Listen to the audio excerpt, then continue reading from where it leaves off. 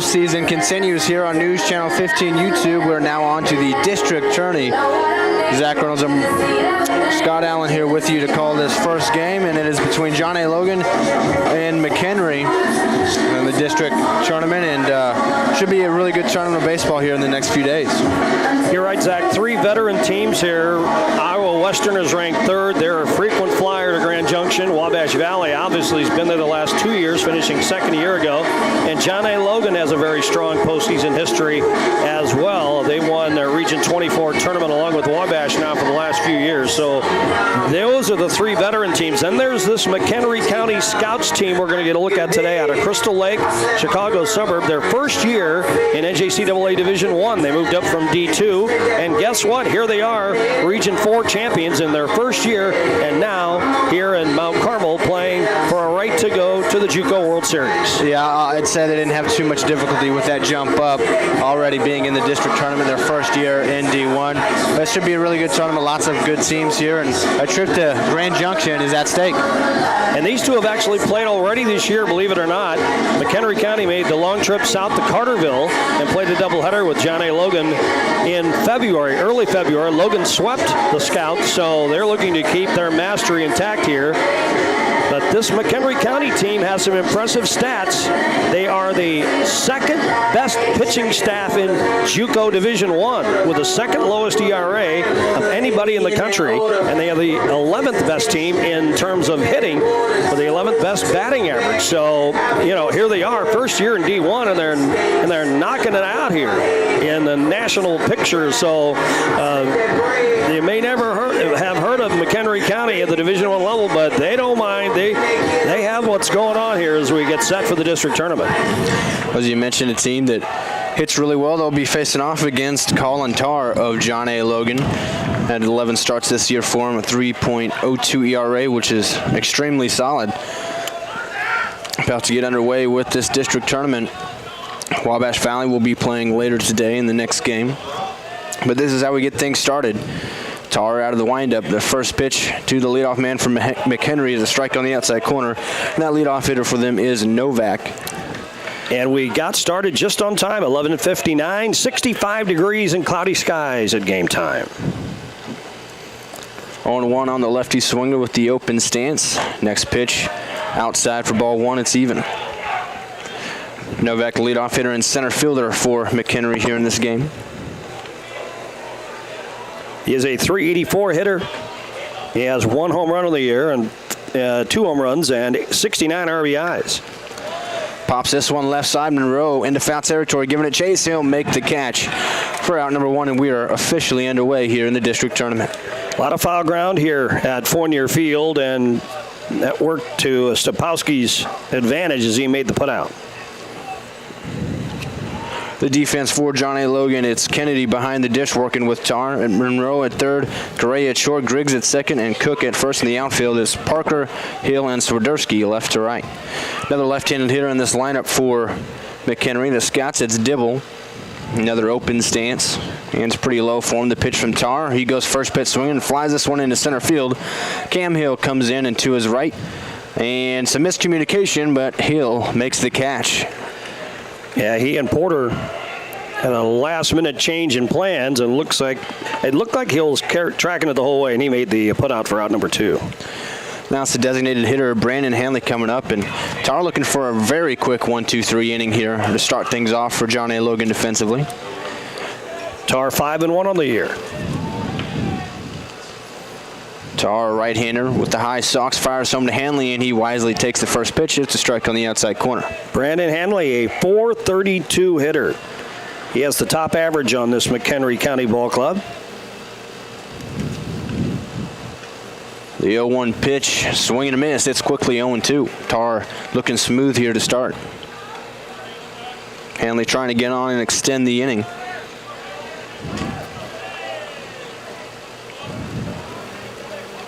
Tarr has it signed out of the windup, the 0-2. That one stays up high, so it's 1 ball, 2 strikes now on Hanley. Hanley does not have a home run on the year. He does have 26 RBIs. Quick inning so far for Tar, trying to complete it. The next pitch to Hanley. This one's popped up right side. Kennedy, the catcher, gives it a look, but it gets out of play. And Hanley stays alive, trying to extend the inning to Graves in the on-deck circle.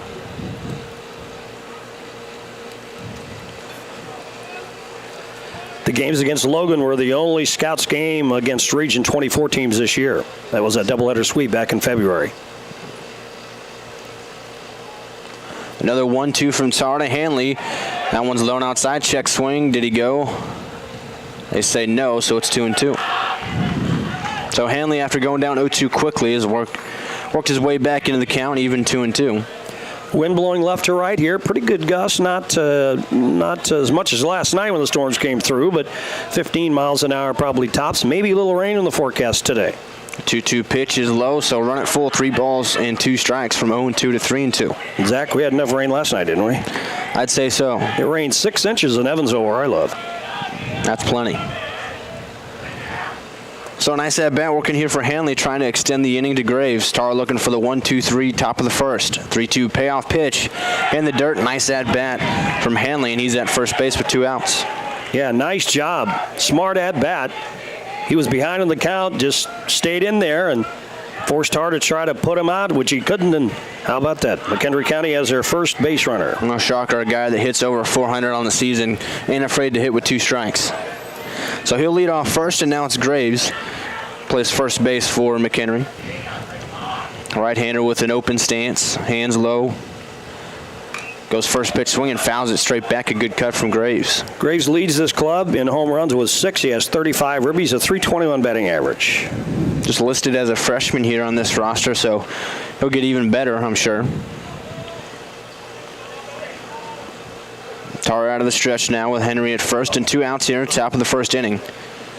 Tar fires home the 0-1, and that's low for 1-1.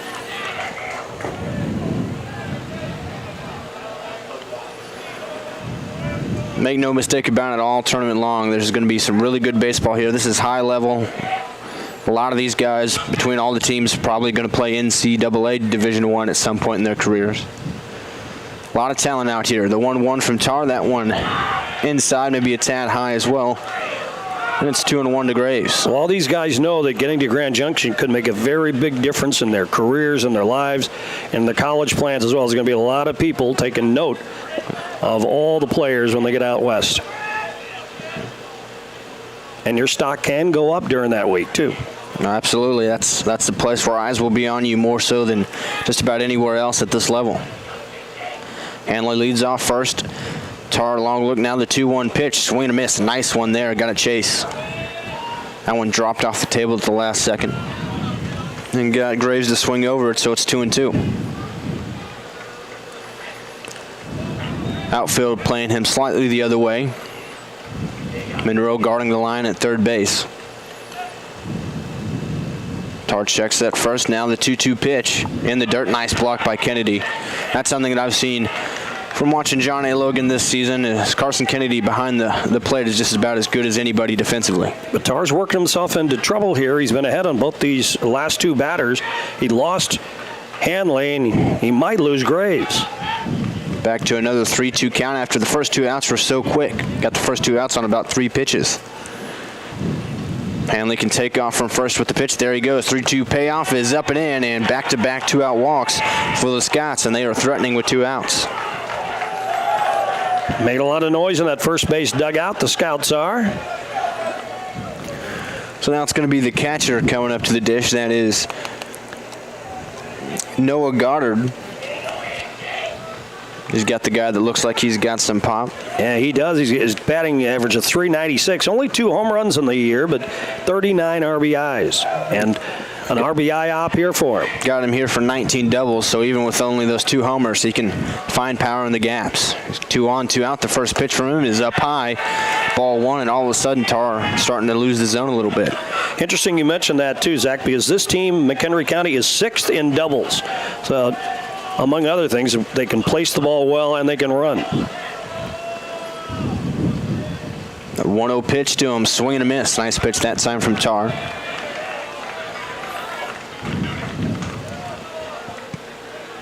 John A. Logan with those off-white, if you will, uniforms with the blue socks, blue hats. McHenry in black road uniforms, white pinstripe pants. The 1-1 pitch to Goddard. This one's fouled off on the right side, 1-2. Another hitter that Tar here is ahead of.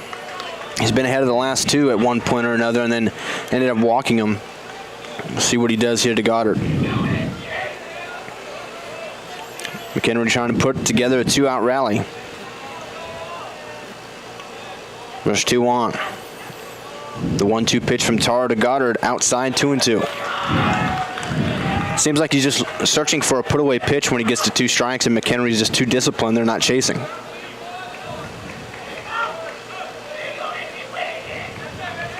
So an even count now. Tar comes set after getting the sign from Carson Kennedy behind the dish. Checks second. Checks again. Jumping around out there. And time calling at the plate. That is Goddard who calls time. And that was Hanley out at second, jumping around, taking away the attention of Colin Tar. Zach, let me have your Logan roster. Is Tar, is that a Newton product?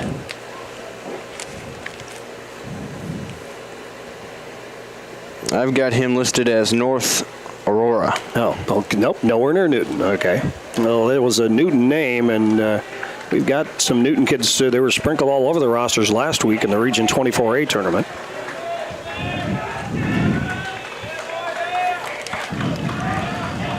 We'll set again now after the pause. The 2-2 pitch. This one is flown into left center field, or now it's kind of going back towards straightaway, and Hill puts it away. Sure-handed center fielder.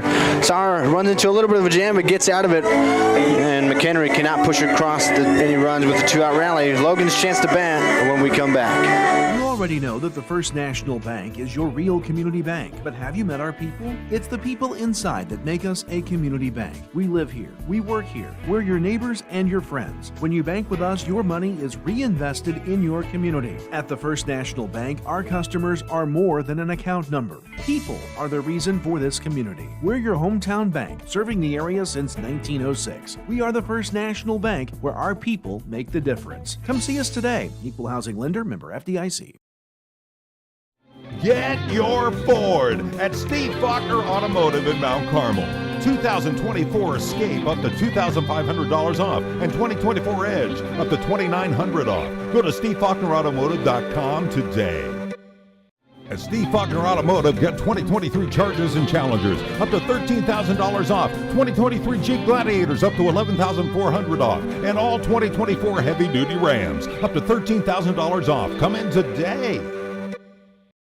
The Shop at 1418 is located at Wabash General Hospital's main lobby. It is open Monday through Friday from 10 a.m. to 2 p.m. The shop offers a nice selection of gifts for everyone, including children's books, snacks, cards, toys, apparel, and other reasonably priced items. The profits from the Shop at 1418 are used to purchase medical equipment and other needed items for Wabash General Hospital. For more information, visit wabashgeneral.com or visit our Facebook page, The Shop at 1418. Joey Wizub, the starter for McHenry. He's been very good this season. A tall lefty from the looks of him.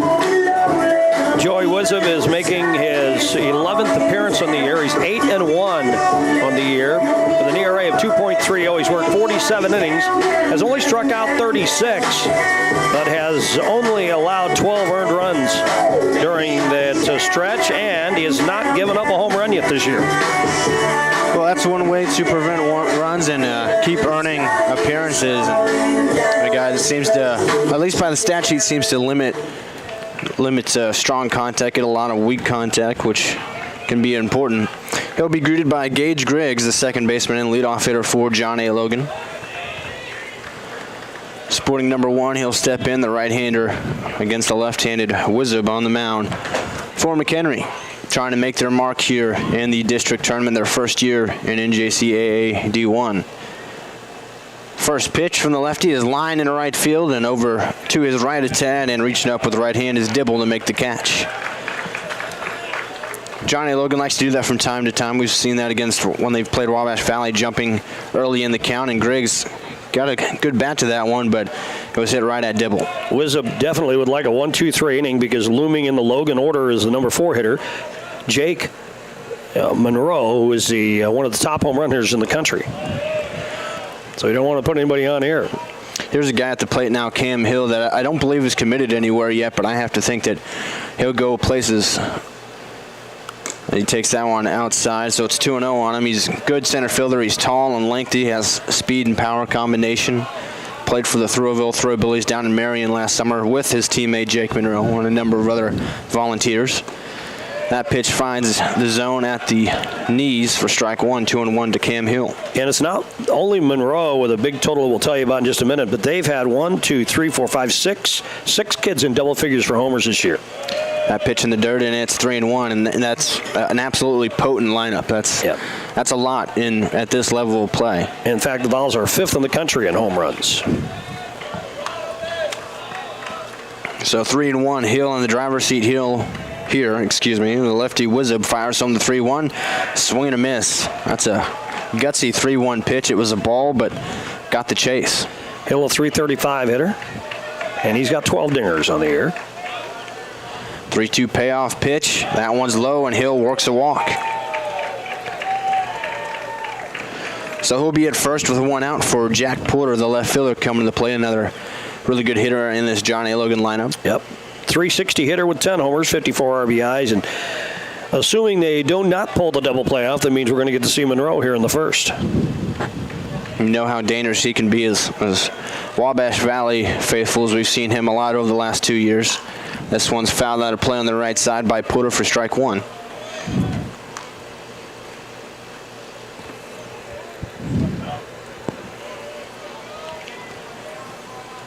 So far, it doesn't seem that Wizard is throwing extremely hard here, throwing a lot of junk so far. The 0-1 pitch just off the plate, 1-1.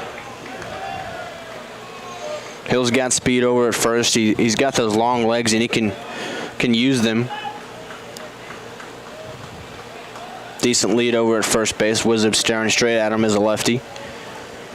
The 1-1 home to Porter, breaking ball. That one just missed. That looked good from here. Instead, it's 2-1 to Porter. Stayed a little up, perhaps. So Porter with a good hitter's count and a pretty big lead over there for Hill. 2-1 is known as a running count as well sometimes. Not going. The 2-1 is low in the dirt. And there goes Hill. Throw down from Goddard. Tag down. He's safe. Just got in under the tag. Goddard showed off a strong arm, but Hill read that one and made it up to second. Yeah, the ball squirted off to the left. He had to scramble to go get it and then fired the throw down there, so he still almost got that guy. That was an absolute seed down to second base, but Hill just read it, and it got a little too far away. So Hill now with good speed at second base and a 3-1 count on a big hitter, Jack Porter. Wizard fires home the 3-1. That one's inside, and back-to-back walks. Put 2 on for the ever-dangerous Jacob Monroe. All right, here comes the guy that McHenry County did not want to see, Jake Monroe, a .413 hitter. He leads the club in batting. There's one batter that hasn't met the minimum, a little higher average, but listen to this. He has 23 homers and 80 RBIs. He's 3rd in the country in home runs. A commit of Louisville. He'll be going there next year. A really good baseball program. I believe there's at least one former Wabash Valley Warrior playing for them, McCoy. First pitch to Monroe, he takes that one low, and it gets away. Here goes Hill to third, and he will score. He knew that one got away from Goddard before Goddard even realized he didn't have it. Now Goddard will walk the ball back to his pitcher and talk things over. This is a precarious situation for McHenry here in the bottom of the first. There's just 1 out. Hill's at third and Porter at first. Monroe at the plate. They've got sirens going here at Wabash Valley. They have been since around 11:30, but I assume that those were tests because there's not any big weather that I know of in the radar. Blown up or anything, is it? 1-0 here on Monroe. Porter's at first, Hill at third. Wizard check to first, and not much of a move there. Back in safely as Porter. Trying to keep him honest over there. This is a situation where we know we've seen Wabash Valley would do some running, try to force a throw through, and now Goddard will set the defense and talk about that with his signs for his defense on whether or not they'll throw through in that situation with Hill with speed at third. I don't know that you would. The 1-0, Porter not going, swing and a miss. Another off-speed pitch there. And it's 1-1.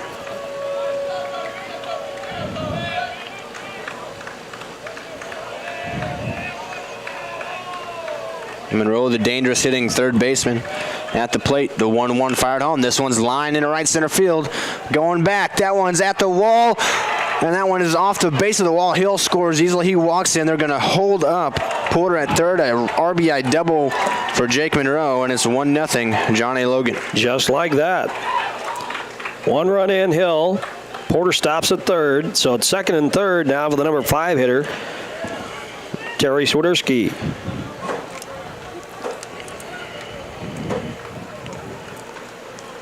And just like that, the Vols hit the scoreboard. And they're threatening for more here. Still just 1 out in the bottom of the first, and 2 runners in scoring position. It looked like Porter maybe paused for a minute, didn't know if out in the right Dibble had a chance to catch that one, so he wasn't able to score from first. But he's at third. Monroe at second after his RBI double. The pitch to Trey Swiderski, strike on the inside corner. He gives a death stare to the home plate umpire. Is that what that was? It sure looked like it. He didn't like that call. He steps back in, though. There's an 0-1 count. 353 hitter, another double-digit home run guy with 14. 0-1 pitch in the dirt, 1-1. Yeah, it doesn't get any easier. And I'm sure that's going to be the same for every team in this tournament. Every team has some pretty deep lineups. Doesn't get any easier when you get to the bottom half. You think about Wabash Valley with A.J. Malzone hitting in the 7th spot and how nobody can get him out of late. Other teams are just like that. That one's lined hard but foul on the third base line. It's 1-2. Yeah, Malzone's been quite a story for the Warriors this year, hasn't he? And Wabash again possesses great speed on the base paths with Richie Bonamolo leading the country in stolen bases. We'll see them later today against Iowa Western. That pitch is low and outside, so it's 2-2 on Porter. We got a great baseball game here to start things off. We'll have another great one after this between Wabash Valley and Iowa Western. Just underway here, bottom of the first inning, 1 out. 1 across already for John A. Logan. They're threatening for more. 2 in scoring position. The 2-2 pitch to Swiderski. Flies this one into right field. Dibble underneath it. This one's probably deep enough. Makes the catch. Throw goes into the cutoff at second, and another run scores. It's 2-0. So Swiderski does his job and brings home a run with a sac fly. And down to third goes Jake Monroe. He's there now with 2 outs. And the number 6 hitter up at the plate, Will Cook. Cook, a left-handed hitting first baseman for John A. Logan. Really good defender over at first. Tough out at the plate. Swing and a miss. Nice off-speed pitch, a breaking ball that time. Oh, he's got a big wide-open swing, doesn't he? 335 hitter. And again, another kid in double digits in home runs with 11. Well, you can see it with that big swing. Mm-hmm. That one missed low and outside. So it's 1-1. Cook, a guy that walks quite a bit as well, has a really good eye for the zone. Wind's kind of blowing in a little more than it was even at the start of this game, so it's going to be a little harder poke for Cook if he pulls the ball to the right side. 2 down into the inning. Monroe at third. This one hit high and far in the right field. He hooked it.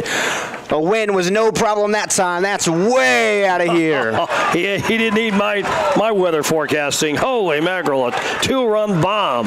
That one cleared the road behind the right field wall, and it is 4-0 John A. Logan.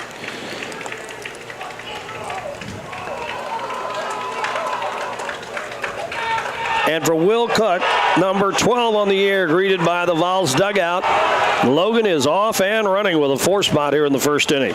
There was no doubt about that one, Zach. Absolutely not. Imagine if the wind had been blowing out. Last week in the Region 24 tournament, when it started on a Thursday, the wind was blowing out that way. Everything was going.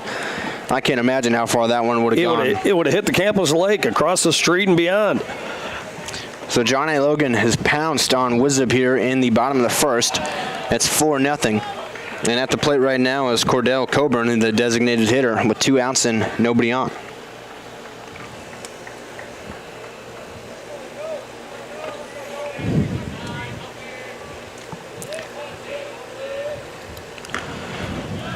That pitch in there for a strike at the knees. 1-1 on Coburn. He's the 7th guy to come to the plate in the first inning for John A. Logan. 1-1 pitch from Wizard is outside, 2-1.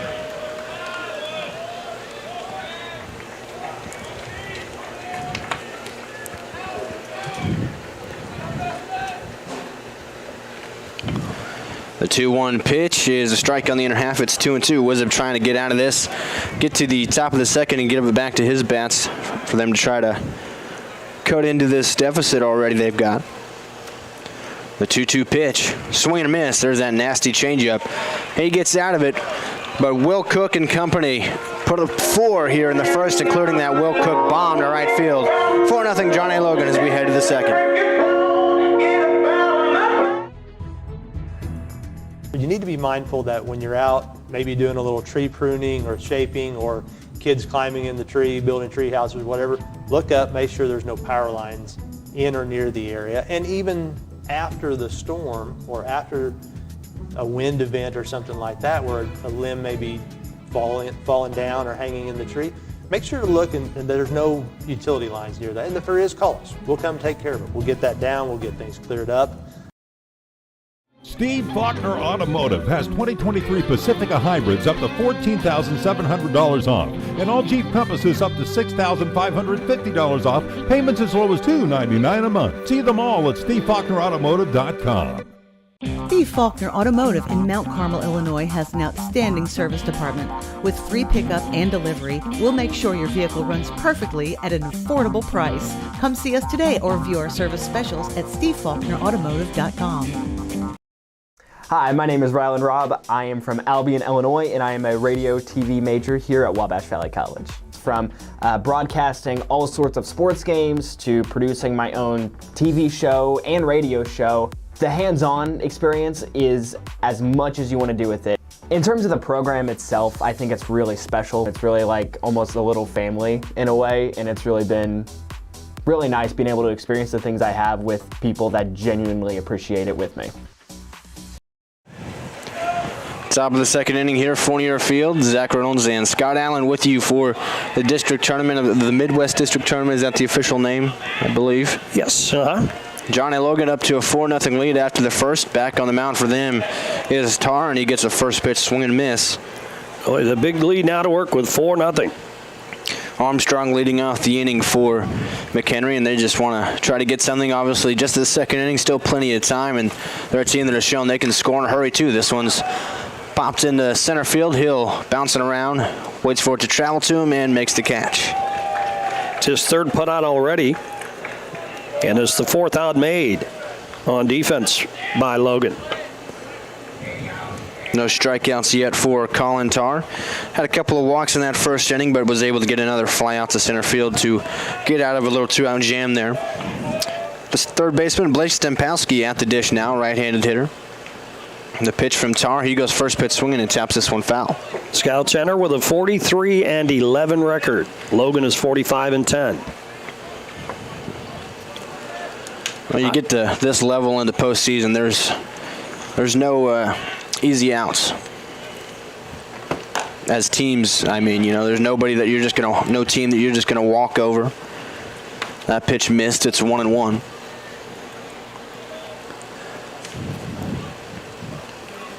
Tar working with Carson Kennedy, the catcher for the Volunteers. This one is fouled off to the right side by Stempowski. That one was kind of sailing inside on him, and he took a cut at it and fouled it off away, and now he's in the hole, 1-2.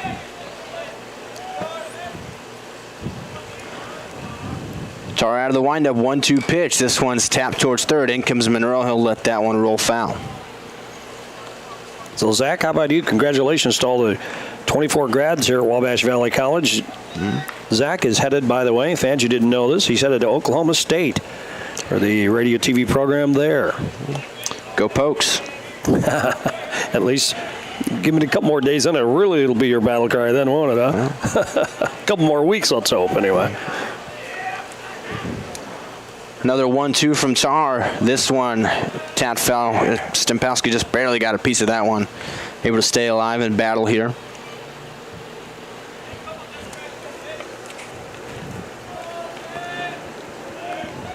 Stembowski had 5 homers, 47 RBI in the year. So, once again, guys that are really talented hitters at the bottom of these lineups. That'll be the same for each team in this tournament.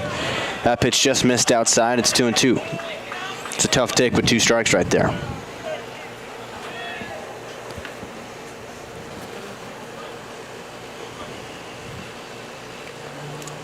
The 2-2 pitch from Tar. That one in the dirt, blocked by Carson Kennedy.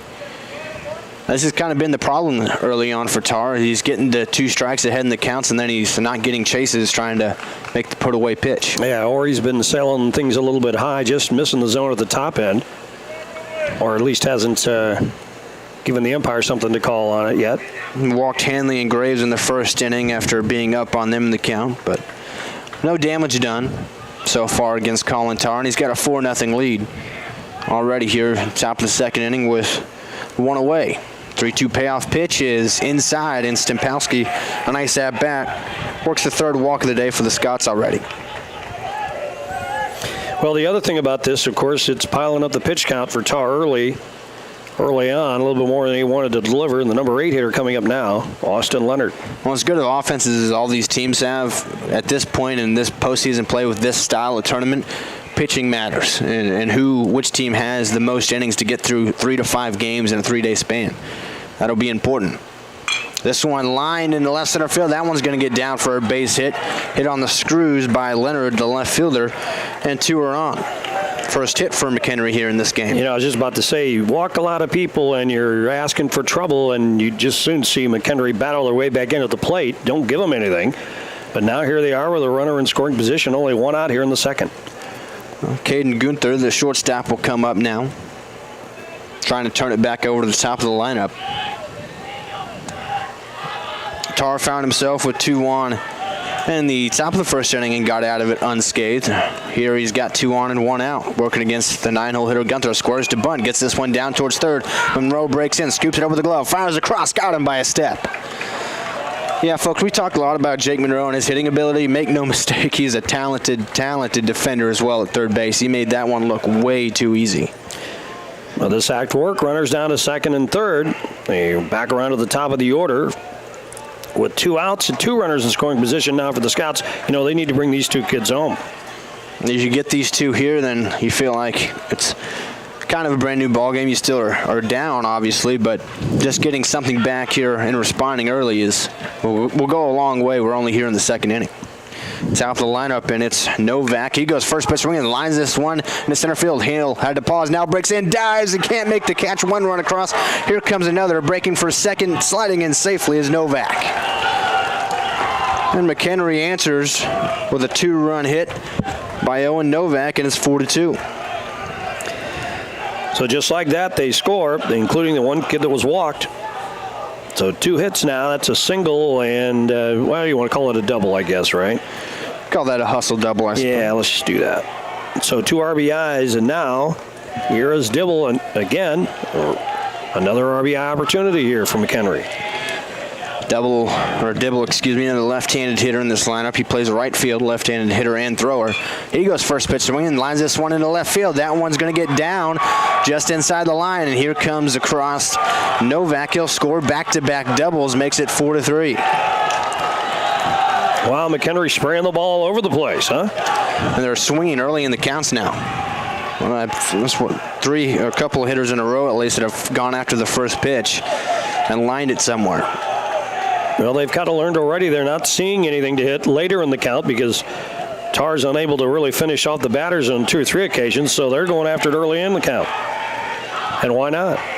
Now they're at their 3-hole hitter who walked his first time up. That is Brandon Hanley. And a runner at second again.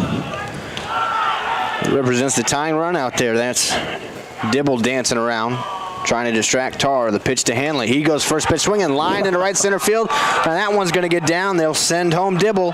He'll race home, and we got a brand new ball game, 4-4. I mean, these Scouts, it's like a fountain of hits. It's all over the place. Back to right field this time, and look at that. They've come alive here, the Scouts have. Remember, one of the top teams in the country in terms of batting average, and they're showing why right here. This is a tie ball game. With a walk to Stempowski, they hit by Leonard, a sack bunt from Gunther, and then double Novak, double Dibble, and single for Hanley. Those all drove in runs, and it's a 4-4 game with 2 outs here in the top of the second inning. That pitch gets to the backstop, and off takes Hanley for second. Wild pitch that time from Tar. Carson Kennedy throws out that baseball. His pitcher Tar will get a new one. So now a go-ahead RBI opportunity for the McHenry first baseman. Something I have been noticing on these line drives, by the way, is the outfield's wet. I've seen a couple make some splashes when they landed in that outfield grass. We'll see how that affects things in this game. Going to have a mound visit here for John A. Logan. Yeah, Zach, I'm just amazed they even got the field ready to go. I talked to Aaron Biddle, the Wabash Valley coach, before this game. He said he got up at 2:30 and it was pouring even then. And somehow they got it done. Like I said, in Evansville, 35 minutes away, where I live currently, we had 6 inches of rain last night. And they had multiple inches up here in Mount Carmel. Yet they got this thing ready to start on time. Oh, let's be honest, they started a minute before, so they even started it early. And yeah, there's got to be some treacherous spots out there, and may have affected the outfielders' ability. I would think it would have affected the outfielders' ability to get to the ball, but let's be honest, McHenry was spraying the ball free and clear all over the place. Yeah, the only one was, that Novak sinking line drive, and Hill made a great effort on that. He dove in and got his glove on it. That would have been a tough play. It would have been a spectacular play if it had been made. You really can't blame Hill for that one. That could have been the difference from the dry field there, too. Yeah, you're right. So it's a 1-0 count. Or, no, I believe it's just the first pitch to Graves coming. They got 1-0 on the board. I maybe missed a pitch. Either way, it's Hanley. Oh, that's right. It was to the backstop. So it's 1-0. Swing and a miss. It's 1-1. A lot of time between those two pitches, but it's 1-1 now on Christian Graves, who also walked his first time up. This is the 8th hitter of the inning for the Scouts. They responded. John A. Logan sent 7 to the plate and scored 4 in the bottom of the first and here in the top of the second. They've tied it up, scored 4 of their own, looking for more with 2 outs. Swing and a miss. It's 1-2. Nice pitch from Tar.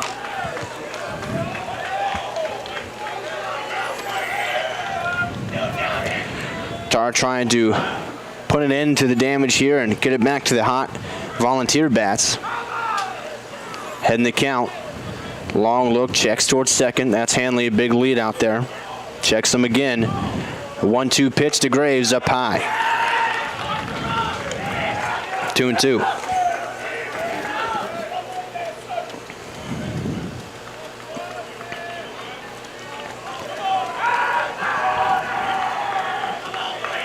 Tar has his sign and comes set. The 2-2 pitch to Graves. That one's low outside, and it's back to a full count. 3 balls, 2 strikes. Graves trying to extend the inning to Goddard on deck.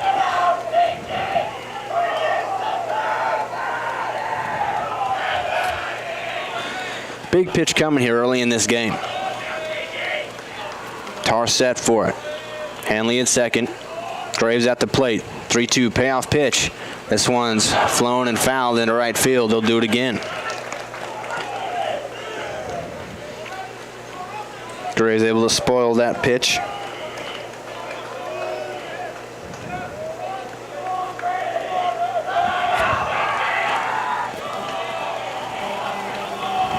Here's another 3-2 payoff. This one hit up the middle towards second. Griggs has it. Fires to first, and they get the out and get out of it. But McHenry rallies for 4 of their own. It's a brand new ball game, all tied up at 4 as we head to the bottom of the second at Fournier Field. I'm Mason Gross. I am a marketing business management major at Wabash Valley College. You'll learn a lot about the business industry as a whole, and that really helps you to explore your options as far as to what's out there. So I'm doing my internship at Summer Real Estate in Salem, Illinois. Right now I'm working on getting my license.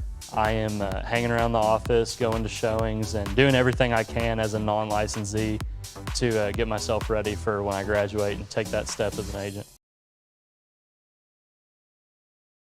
My name is Parker Linson. I'm a second-level nursing student at Wabash Valley College. We were able to get hands-on experience with a mannequin that has real breath sounds, real, lung sounds, and can cough and, do different things. That makes it really unique to have that kind of experience right here on campus. And then we've done clinicals. Being able to go into those ICUs and emergency departments and be able to see those critical patients, it is a very good experience. Being able to be in that position and look back to where I come from, it's just awesome to be able to have that experience. As soon as I came here, I started looking at the programs that they have, and the most that I like, it was early childhood education, and then after I see the classes and everything, that's the one that I picked. I would like to be a teacher in the future. I like it so much because I had the experience to work at Small World with the kids, and each day I learn, and I learn from the kids, and like with my teachers, like they teach me all the stuff that I need to do to be a better teacher. And classes is amazing, so I would just recommend everyone to come here to Wabash Valley College. Well, Joey Wizub has new life on the mound for McHenry as his bats rallied for 4 runs, in the top of the second inning, and it's all tied up. A new ball game here.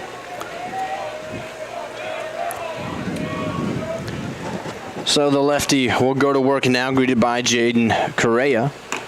First pitch, a breaking ball on the outside corner for a strike. He gets out ahead. This is Wizub. He walked 2 of the first 3 batters that kind of led to the really created the Logan offense that produced 4 runs in that inning. This one's hitting the center field. Going back is Novak, and reaches up and makes the catch for out number 1.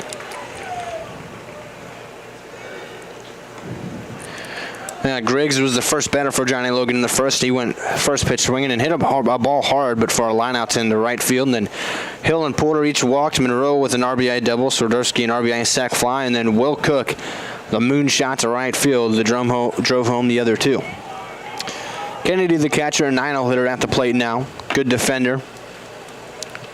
Doesn't strike out a ton, usually battles well with 2 strikes. Takes strike 1 from Wizub on the inside corner.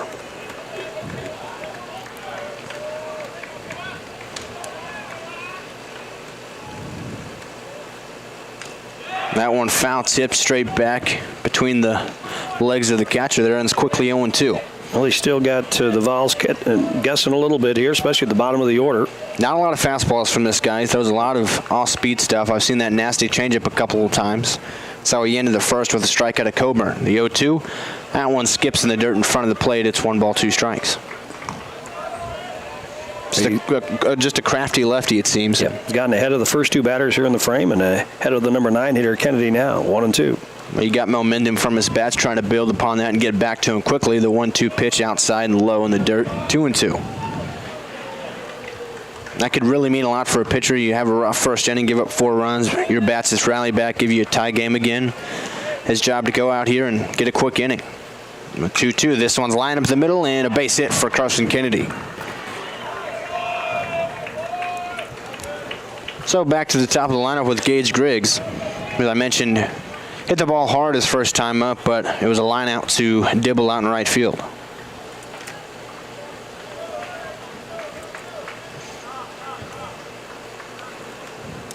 Right-handed hitting sophomore second baseman for the Volunteers steps in. Good defender, good speed. First pitch this time he takes, and it's outside for a ball. Wizub has been trying to use that breaker at the back door to right-handed hitters several times. He's not gotten the call yet.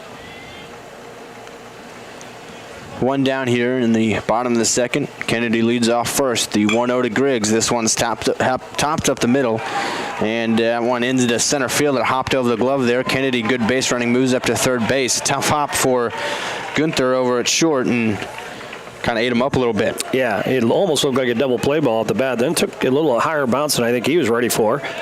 And, it skipped over him, or by him anyway, into center for the hit. Well, it's worth mentioning that in the Region 24 tournament last week, we saw a lot of balls in that exact same spot all tournament long eat up some really good defensive shortstops in that tournament. Something about that spot just to the left of the second base bag has been tough. So Cam Hill, the player who walked his first time, started that rally for Johnny Logan the first. At the plate with runners at the corners and 1 down. Takes this first pitch low and away for ball 1. Everything's been up the middle in this inning, whether the 2 hits or the fly ball. Everything hit the center. Hill, the tall, lengthy right-handed center fielder. This one's lined into right center field. Going back is Dibble. He's near the wall, jumps up and makes the catch, but a run will come across. That's Kennedy who scores on the sac fly from Cam Hill, and John A. Logan reclaims the lead. It's 5-4. Give the Logan hitters credit. They're doing their job. That's the second sac fly for an RBI. The Vols have turned already, and they're back in front 5-4. Hill gave that one a ride. He hit that one into right center field. Nice play out there by Dibble. So 2 down now in the inning, and Jack Porter, who also walked his first time up. Griggs takes off for second. Throw down from Goddard. Tag down, not in time. The throw was there, but a little high, and it was a tougher tag for Armstrong at second, so a stolen base for Gage Griggs.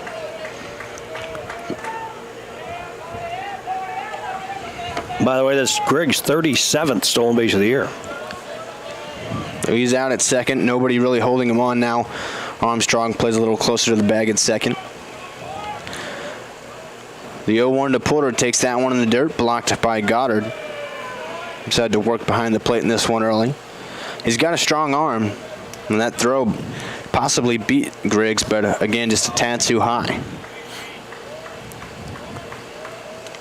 So 1-1 on the left fielder, Porter, trying to extend it to Jake Monroe on deck. There's 2 outs and 1 across in the inning for John A. Logan here in the bottom of the second. Griggs dancing around at second. 1-1 home is outside, 2-1. Lots of offense here early in this game.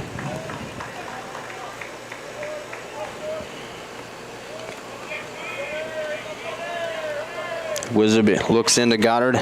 Long look, and now comes set with his sign. The crafty lefty checks second, now fires home the 2-1. This one's lined down the left field line, but foul. Not by much, just a few feet, way down the line. Off-speed pitch had Porter just a little out in front.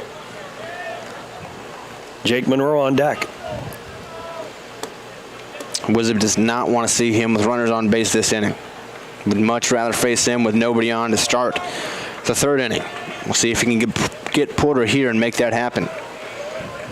2-2 count, comes set. Griggs leads off second. This one tapped towards short, scooped up. The throw across, and he got him. So Wizard gets out of the inning, but John A. Logan puts one more across with the Cam Hill sac fly. They reclaim the lead. It's 5-4. We're heading to the third inning at Fournier Field.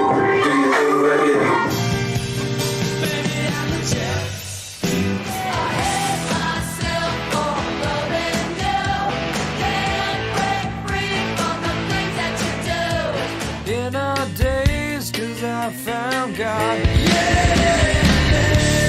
Don't wanna be an American idiot. Fever, 'cause I'm breaking. You already know that the First National Bank is your real community bank, but have you met our people? It's the people inside that make us a community bank. We live here, we work here, we're your neighbors and your friends. When you bank with us, your money is reinvested in your community. At the First National Bank, our customers are more than an account number. People are the reason for this community. We're your hometown bank, serving the area since 1906. We are the First National Bank, where our people make the difference. Come see us today. Equal Housing Lender, member FDIC. Get your Ford at Steve Faulkner Automotive in Mount Carmel. 2024 Escape up to $2,500 off, and 2024 Edge up to $2,900 off. Go to SteveFaulknerAutomotive.com today.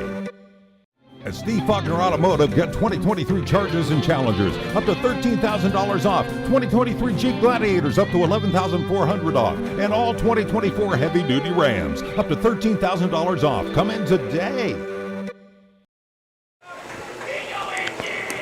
5-4, John A. Logan, easy enough for me to say, leads here as we enter the top of the third inning.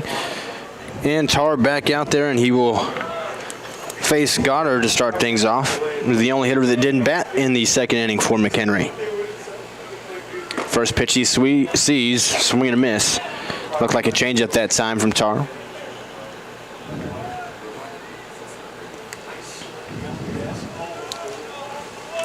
Goddard's the catcher for McHenry, trying to work with the stick here. The 0-1 from Tar. Strike on the inside corner, 0-2.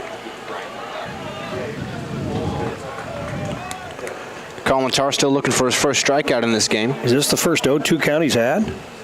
I believe he had an 0-2 count to Hanley back in the first and then ended up walking him. This one's lined hard in the left field. That one is going to get all the way to the wall. Goddard around first digging for two. He'll be there with a stand-up double to start things off.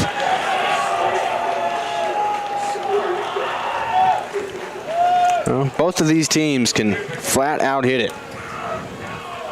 They've done that here early. Johnny Logan scored 4 in the first, 1 in the second. McHenry scored 4 in the second, and their leadoff hitter here in the third is that's going to be second. And playing this like the postseason tournament that it is, a short lease for Tarr. Johnny Logan's going to the bullpen. We'll tell you about the change on the other side. The Shop at 1418 is located at Wabash General Hospital's main lobby. It is open Monday through Friday from 10 a.m. to 2 p.m. The shop offers a nice selection of gifts for everyone, including children's books, snacks, cards, toys, apparel, and other reasonably priced items. The profits from the Shop at 1418 are used to purchase medical equipment and other needed items for Wabash General Hospital. For more information, visit wabashgeneral.com or visit our Facebook page, The Shop at 1418. You need to be mindful that when you're out, maybe doing a little tree pruning or shaping, or kids climbing in the tree, building tree houses, whatever, look up, make sure there's no power lines in or near the area. And even after the storm or after a wind event or something like that, where a limb may be falling down or hanging in the tree, make sure to look and there's no utility lines near that. And if there is, call us. We'll come take care of it. We'll get that down. We'll get things cleared up. Hi, my name is Rylan Robb. I am from Albion, Illinois, and I am a radio TV major here at Wabash Valley College. From broadcasting all sorts of sports games to producing my own TV show and radio show, the hands-on experience is as much as you want to do with it. In terms of the program itself, I think it's really special. It's really like almost a little family in a way, and it's really been really nice being able to experience the things I have with people that genuinely appreciate it with me. Jackson Krennewetter, a 5'10 sophomore lefty from Campbell Hill, Illinois, the new pitcher for the Volunteers. He'll come in with nobody out and Goddard at second base after he led off the inning with a double that ran the starter for Johnny Logan, Colin Tarr. Krennewetter making his 17th appearance in the ERA of 3.64. He has a record of 4-1. Has not started any games this year. He has he's hurled 42 innings so far, has 50 strikeouts, and has allowed 4 home runs. Really tough on lefties, but he's got a few righties coming in the order here. Saw him pitch against Wabash Valley earlier this season, and he struck out Fivish and Mahan back-to-back at one point, and that's tough to do. So, the guy has good stuff. That pitch just off the plate. A good fastball there, but it missed barely, so it's 1-0 to the second baseman Armstrong. Flew out to center field his first time up. This one's lined up the middle. That's down for a base hit. Goddard will stay put at third. The catcher running there. But they'll just move the stations and runners at the corners, nobody out. So Armstrong comes in and lines it right back up the middle. And been a lot of line drives for McHenry. And so much stuff up the middle by both these ball clubs today. So Blake Stempowski, another guy that worked a really good at-bat, was down in the count at one point and ended up working a walk. He's at the plate with the runners at the corners. The pitch from Krennewetter in there for a strike on the inner half. It's tied up at 4 after 2 innings, or after an inning and a half. But Johnny Logan added 1 in the bottom half of the second to take the lead back 5-4. Now McHenry threatening to tie it up or more again. That pitch missed outside.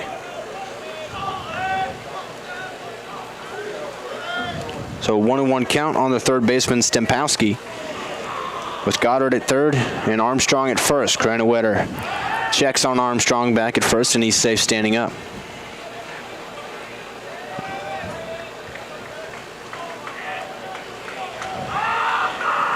We've seen a lot of offense early here in this game, and we're not done seeing it yet. This one, a check swing, foul ball, tough there for Stempowski. Tried to hold up and probably would have. There wasn't much of a swing, but it The pitch was bearing in on his hands and hit the bat. Yeah, that was more the ball found the bat there. So it's 1-2 on Stempowski after a tough strike there. The pitch from Krannewetter, low and in, and they say he went. So a strikeout, and I'll be honest, I didn't think that Stempowski went, but when he himself dropped the bat and started running to first, I don't think he gave himself much of an option. Yeah, he'll think about that when he gets back to the bench, huh? No, you're already halfway down to first base. I don't know that you give the first base umpire much choice but to say that you swung.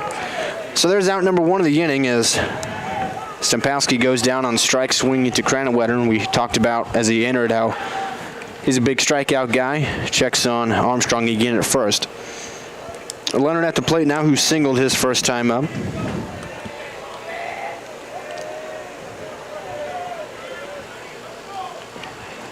Right-handed swinger squats low in the box. Another check on Armstrong at first, and again he's back in standing up. He's not getting a huge lead.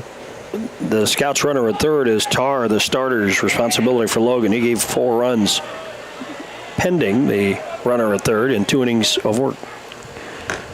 That pitch misses outside to Austin Leonard. Playing left field in this game is listed also as a catcher, so he can do both of those, a right-handed hitter and thrower, freshman for McHenry. Next pitch is up and away, 2-0. And even that time, Kennedy was faking a throw down to first base, so they're paying a lot of attention to Armstrong over there.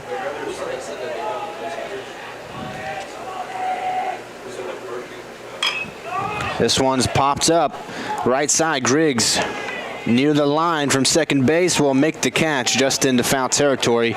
Nice play there by Griggs, taking authority, calling off both Cook and Swiderski. He had the best beat on it. And there's out number 2. And it was a good enough beat. He turned around, and that runner held at third, so did not try to come in. So Krannewetter came in with a tough situation, gave up a hit to the first guy he faced, but then he went strikeout and a pop out, so he's 1 out away from getting out of the jam here that he inherited. Caden Gunther, the shortstop, comes up. He had a sac bunt his last time.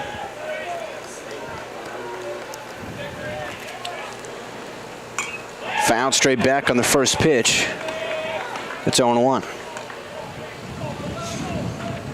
Goddard led off the inning with a double, given up by Colin Tarr, and then that was the day for him. Krannewetter came in, gave up a single up the middle to Armstrong, but then strikeout, pop out, trying to get out of it here. That one's low, 1-1. Trying to strand the leadoff double at third base and maintain their 5-4 lead.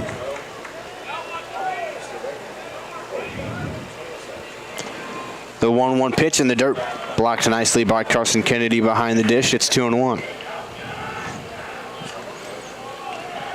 That right there is where having a catcher you can trust is so huge. Krannewetter not afraid to try to throw something nasty in the dirt. 2-1 pitch, swing and a miss. Went fastball that time. It's 2-2. This could be huge momentum early in this game for John A. Logan to work around the first 2 reaching on base hits. 2-2 pitch. Check swing, ring him up. Didn't matter. They called strike 3 on the inside corner. Krannewetter comes in, does his job, shuts the door, and it's still 5-4. John A. Logan still with a 1-run lead, heading to the bottom of the 3rd inning.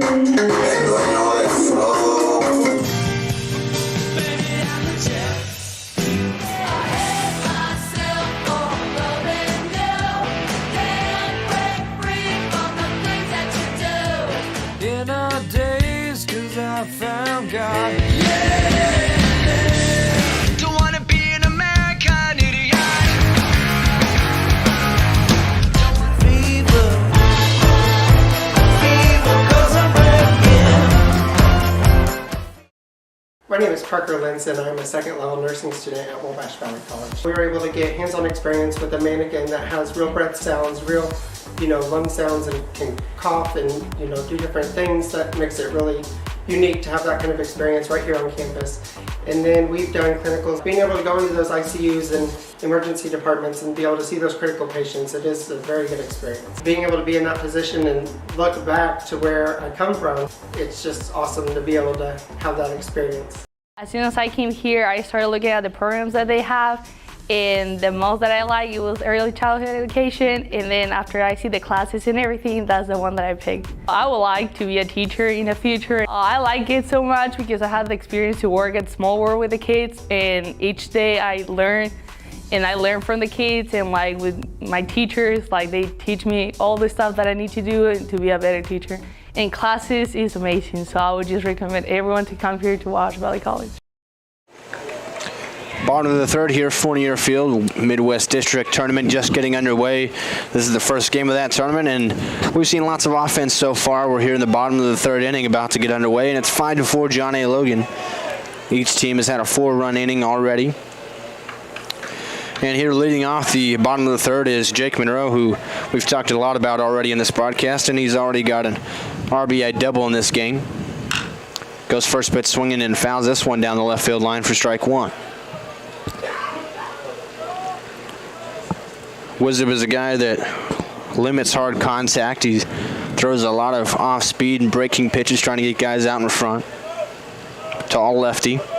Working out of the windup here, the 0-1 to the Louisville commit Monroe. That's in there for a strike, 0-2 quickly. And he seems to have gained a little bit as he's gone along this game, too, settled in. I really think his team, giving him those 4 runs in the top of the second, really helped him out. That pitch outside. Even though he gave up another run there in the second, that was a pretty, other than that, he gave up a single and then, or a couple of singles. One of them was kind of a tough hop to a shortstop. That pitch misses low. A couple of different things could have gone that inning and it would have been a clean inning, so I think he definitely gained some confidence on the mound in that second inning. It's now 2-2 to Monroe here, the Louisville commit, third baseman. We've seen his impact already offensively and defensively. 2-2 pitch up the middle and past the outstretched arm of Gunther, and Monroe 2 for 2.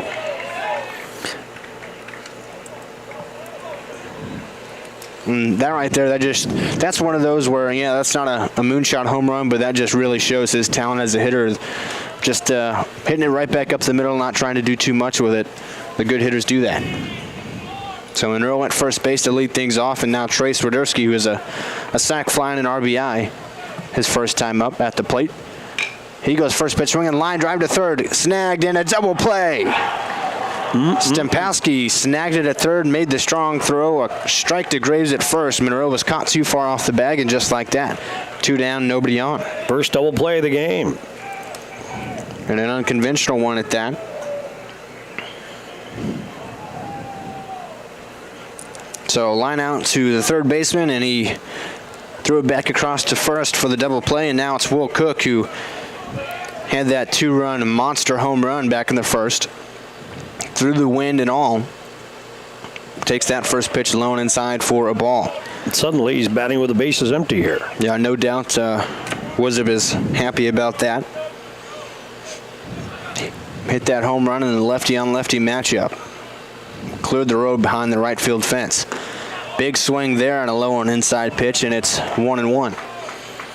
Big tall guy with a huge cut, no wonder, huh?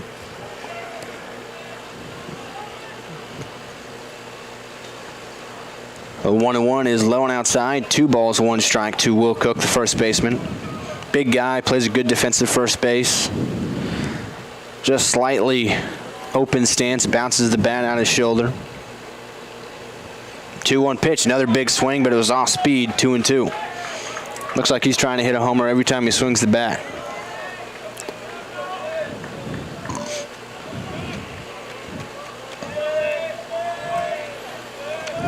Two-two pitch, just got a piece and fouled it off, stays alive. Monroe singled to start the inning, but then Swiderski lined into a double play, so here we are, 2 outs, nobody on, bottom of the third inning.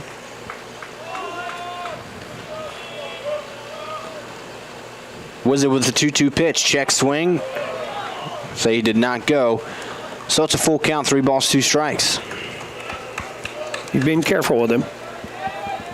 Bill Cook's the guy had 38 walks this season. Coming into the tournament. Had 38 walks and 40 RBI. 3-2 payoff pitch. There's another one way back at the right field wall. 2 for Will Cook. Another moonshot to right field. Have a day, Will Cook. And it's only the 3rd inning. His 2nd shot of the day. 3 RBIs now of the day, and we're tied.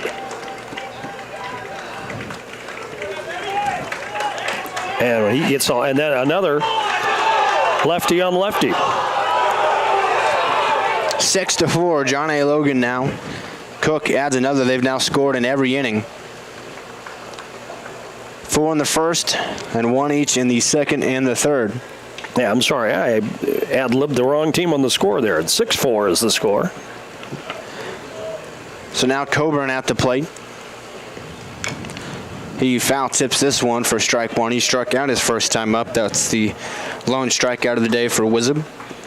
And now some action in the McHenry bullpen, a right-hander up and starting to toss, not really fully warming up just yet. The 0-1 pitch is fouled towards the John A. Logan dugout, and it's quickly 0-2.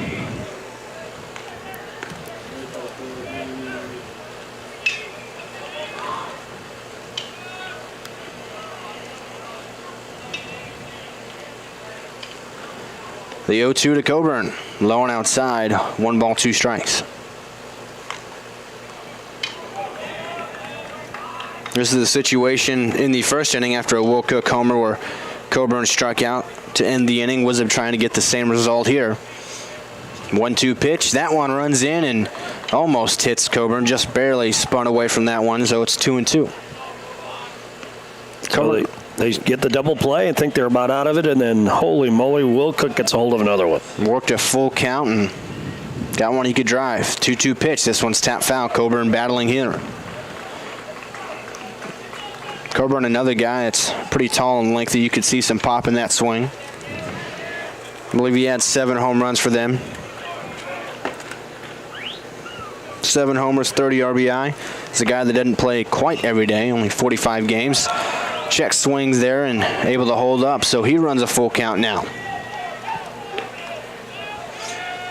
Trying to extend it with 2 outs. Jaden Correa, the shortstop, on deck. Fouled straight back. Good cut from Coburn. Really battling here.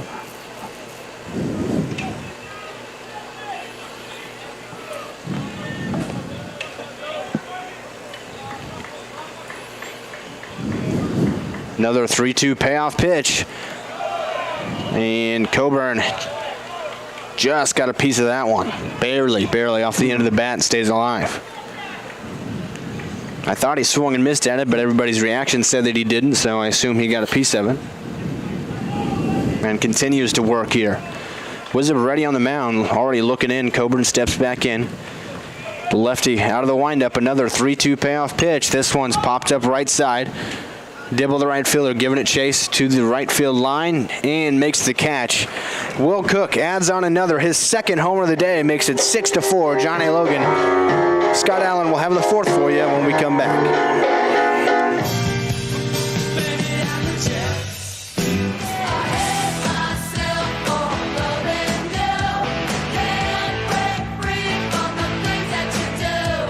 In our days, 'cause I found God. Don't wanna be an American idiot. Fever, 'cause I'm breaking. Steve Faulkner Automotive has 2023 Pacifica hybrids up to $14,700 off, and all Jeep Compasses up to $6,550 off, payments as low as $299 a month. See them all at SteveFaulknerAutomotive.com. Steve Faulkner Automotive in Mount Carmel, Illinois has an outstanding service department. With free pickup and delivery, we'll make sure your vehicle runs perfectly at an affordable price. Come see us today or view our service specials at SteveFaulknerAutomotive.com. I'm Mason Gross. I am a marketing business management major at Wabash Valley College. You'll learn a lot about the business industry as a whole, and that really helps you to explore your options as far as to what's out there. So I'm doing my internship at Summer Real Estate in Salem, Illinois. Right now I'm working on getting my license. I am hanging around the office, going to showings, and doing everything I can as a non-licensee to get myself ready for when I graduate and take that step as an agent.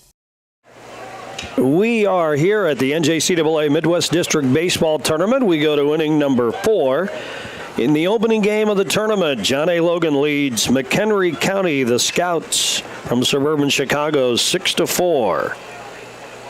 And the first pitch to the leadoff hitter's in there for a strike called, the number 1 hitter, Owen Novak. An RBI double to center in the second inning, popped out, foul ground in the first. Swing and a foul off to the left side. And it's 0-2 quickly here to the leadoff man. Now he got the scoring started for McHenry in that second inning. Went first pitch swinging, lined it up the middle hill in center field. Made a diving attempt, couldn't get it, and 2 runs came across. Boy, McHenry was all over the plate the way they've hit the ball. Well, there's a ground ball hit to the right side and through for a base hit. So the leadoff man is on again for the Scouts, and here we go again. I think there was some miscommunication there. I think Will Cook probably has a chance to get that ball, but as it was hit, he immediately went to the bag, and there was no shot for Gage Griggs to get it from second. And so now Novak at first, guy that I believe has some speed for them. So Cranawinter allows a leadoff man to get on here, and there's a well-hit ball by the number 2 man of the inning, Dibble, but it's into right field, and camped under it is Swiderski for the out number 1. It looked like a good swing. He just got a little bit underneath that one. So 1 on, 1 out for the number 3 hitter. That's Hanley. He also has an RBI hit. That came in the second inning, part of that 4-run second inning. Also walked in the first. Lefty on the mound for Logan, right-hander at the dish. And the first pitch in there for a strike called. McHenry County wearing the black top uniforms, white pants with blue numerals. This is Brandon Henley. He's the DH in the order. The pitch. Swing, slashed, foul to the right side. And here he is ahead of this man, too. 0-2. Cranawinter, the left-hander, in relief of the starter Tar. 2 strikeouts in relief in that third inning. Gave up a hit to the first man he faced. Then he settled in a little bit. There's a ground ball hit hard to the left side. Shortstop back throw. There's the play at second. And almost off the bag was the throw. The shortstop, the second baseman, dove back to make the play on the tag of the bag for the out. Almost got away from it. Yeah, I think Jaden Correa might owe Gage Griggs a dinner for that one. Correa, he's a really smooth shortstop. He made a nice play to get to that ball and slung the ball. It looked really cool. Just a little off the line, but Griggs able to save it for at least 1 out. Hanley would have been a little faster. I should say the runner at first. If he'd been a little faster, he might have been able to sneak in there. So there's 2 outs, and here is Christian Graves. Runner at first. Short lead. Pitch home is outside, ball 1. Cronenwetter is a guy that he's only 5'10". He's not a big guy, but he's got a good fastball for his small stature. Graves is waiting at the dish. Here's the 0-1, and that's high, ball 2, I should say. So it's 2-0 the count. A little bit of a tight zone here today, but it's been consistent. That's all you can really ask for as a hitter or a pitcher. McHenry scored 4 runs in the second. They're on the short end right now, 6-4. And there's a tap to the left side, and it just goes foul about halfway down the line at third. Strike 1 to the hitter, 2-1 now.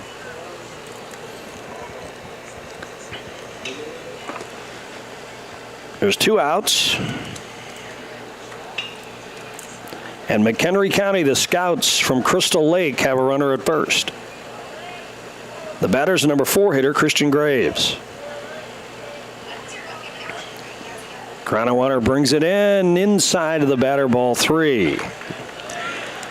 That's a tough pitch for a right-handed hitter. That from the lefty, Cranawinter just comes all the way across and ends up bearing in on your hands. It's a good pitch, but a better take that time. Here's the next one on the way. Swing and a miss. Got that one past him for strike 2, and the count's full now to the hitter. He's in a position to get out of this thing with no damage done. Trying to put up another 0 for Johnny Logan in relief. 3 balls, 2 strikes. Here it comes, and got him. Strike 3 called. left Christian Graves a little nonplussed over that call, but that's the way the inning goes. Nothing's doing for McHenry County here in the fourth. Logan leads this thing 6-4. We go to the bottom of the fourth. You already know that the First National Bank is your real community bank, but have you met our people? It's the people inside that make us a community bank. We live here. We work here. We're your neighbors and your friends. When you bank with us, your money is reinvested in your community. At the First National Bank, our customers are more than an account number. People are the reason for this community. We're your hometown bank, serving the area since 1906. We are the First National Bank, where our people make the difference. Come see us today. Equal Housing Lender, member FDIC. The Shop at 1418 is located at Wabash General Hospital's main lobby. It is open Monday through Friday from 10 a.m. to 2 p.m. The shop offers a nice selection of gifts for everyone, including children's books, snacks, cards, toys, apparel, and other reasonably priced items. The profits from the Shop at 1418 are used to purchase medical equipment and other needed items for Wabash General Hospital. For more information, visit wabashgeneral.com or visit our Facebook page, The Shop at 1418. You need to be mindful that when you're out, maybe doing a little tree pruning or shaping, or kids climbing in the tree, building tree houses, whatever, look up, make sure there's no power lines in or near the area. And even after the storm or after a wind event or something like that, where a limb may be falling down or hanging in the tree, make sure to look and there's no utility lines near that. And if there is, call us. We'll come take care of it. We'll get that down. We'll get things cleared up. We have a new pitcher into the ball game for the Scouts of McHenry County. The new pitcher is Dominic Guzman, a right-hander, who, another guy, this guy, a lot of strikeout stuff for them. And on the season, he had 13 appearances, and he pitched 25 innings. In those 25 innings, 35 strikeouts. That's good for 12.96 Ks per nine, which is pretty well on an elite level. So high strikeout guy, a right-hander. We'll see how he can fare against this John A. Logan lineup. Joey Wisdom, the starter, worked 3 innings, gave 6 hits, 6 runs, all of them earned. Struck out 1 and walked 2. Leading off for Logan here in the bottom of the fourth is the number 8 hitter, Jaden Correa. The first pitch on the way from Guzman, and a high fly ball to the right fielder, backing up and makes the play. And shallow, deep right field, I should say, for out number 1. Yeah, that one carried a little bit deeper than I expected off the bat. I had too. I thought it was, and he kept backing up the right fielder, Dibble out there, finally made the play. Well, it's not like he's made any, diving or leaping home run, taking away catches, but he's played really solid on right field. He's had a lot hit that way, and it's carrying deeper than usual, and he's done well. Now Carson Kennedy steps in, the number 9 hitter, takes one inside for ball 1. Wind has been pretty steady throughout the day. It's a 10 to 15 mile an hour wind to the right. It's blown in a little bit a couple of occasions, but that one sails high. The pitch from Guzman for ball 2 to the hitter. The Logan catcher, Carson Kennedy. 1 for 1 on the day. The base hit back in the second. A pitch inside again. Yes, it was one of those. It was a line drive up the middle. We've seen a lot between the two teams of that today. So now it's 3-0. Guzman, does he have a free pitch coming?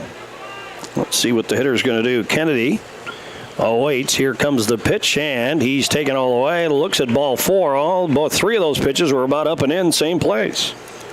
Kennedy, a guy that walks a lot. On the season coming into the tournament, he had 15 walks to 18 strikeouts. Now 16 walks to 18 strikeouts. So a guy that walks just as much as he strikes out about, and 18 strikeouts in general is a pretty low number. So he hits 9 in the order, but he's got a good eye for the zone as a catcher. And it's a tough out. And so back around to the top we go for Griggs, and that one's low. Didn't get by the catcher, ball 1. He wants a new baseball, does Goddard. And he'll get one. Runner at first base for Logan is Kennedy. The Vols have scored in every inning. The throw over to first, runner back. 4 in the first, 1 in the second, 1 in the third. It's 6-4. We talked about Kennedy's ability to walk a lot, not strike out a lot. Griggs is a guy that had walked 3 more times than he struck out in the season coming into tournament play. The pitch in there, strike called. And that's exactly why he's the leadoff hitter. You want a guy that's going to be a tough at-bat and get on base any way he can. 1 ball, 1 strike to the hitter. 1 out, 1 on here for Logan in the 4th. Here comes the next one on the way. Swing and a miss, strike 2. And there goes a runner down to second on the drop pitch. And he is safe, sliding in. Took a minute for the umpire to make the call out there. Well, I had thought that was a foul ball. I thought that Griggs tipped it a bit, and they let the play happen as is. And the home plate umpire put his hands up at one point, but nobody else saw it, and now it's looking as if he's going to let it happen. Yeah, and nobody's arguing either side. The manager isn't anyway, or Logan especially. I thought I at least had heard a tip off the bat, but... Well, you got better ears than me, though. Too many years as a DJ. As it is, it's 1 ball, 2 strikes now to the Logan leadoff hitter. And the next pitch coming after a look behind at the base runner. It's low, ball 2. Counts even, 2 balls, 2 strikes on Gage. Cam Hill would be next.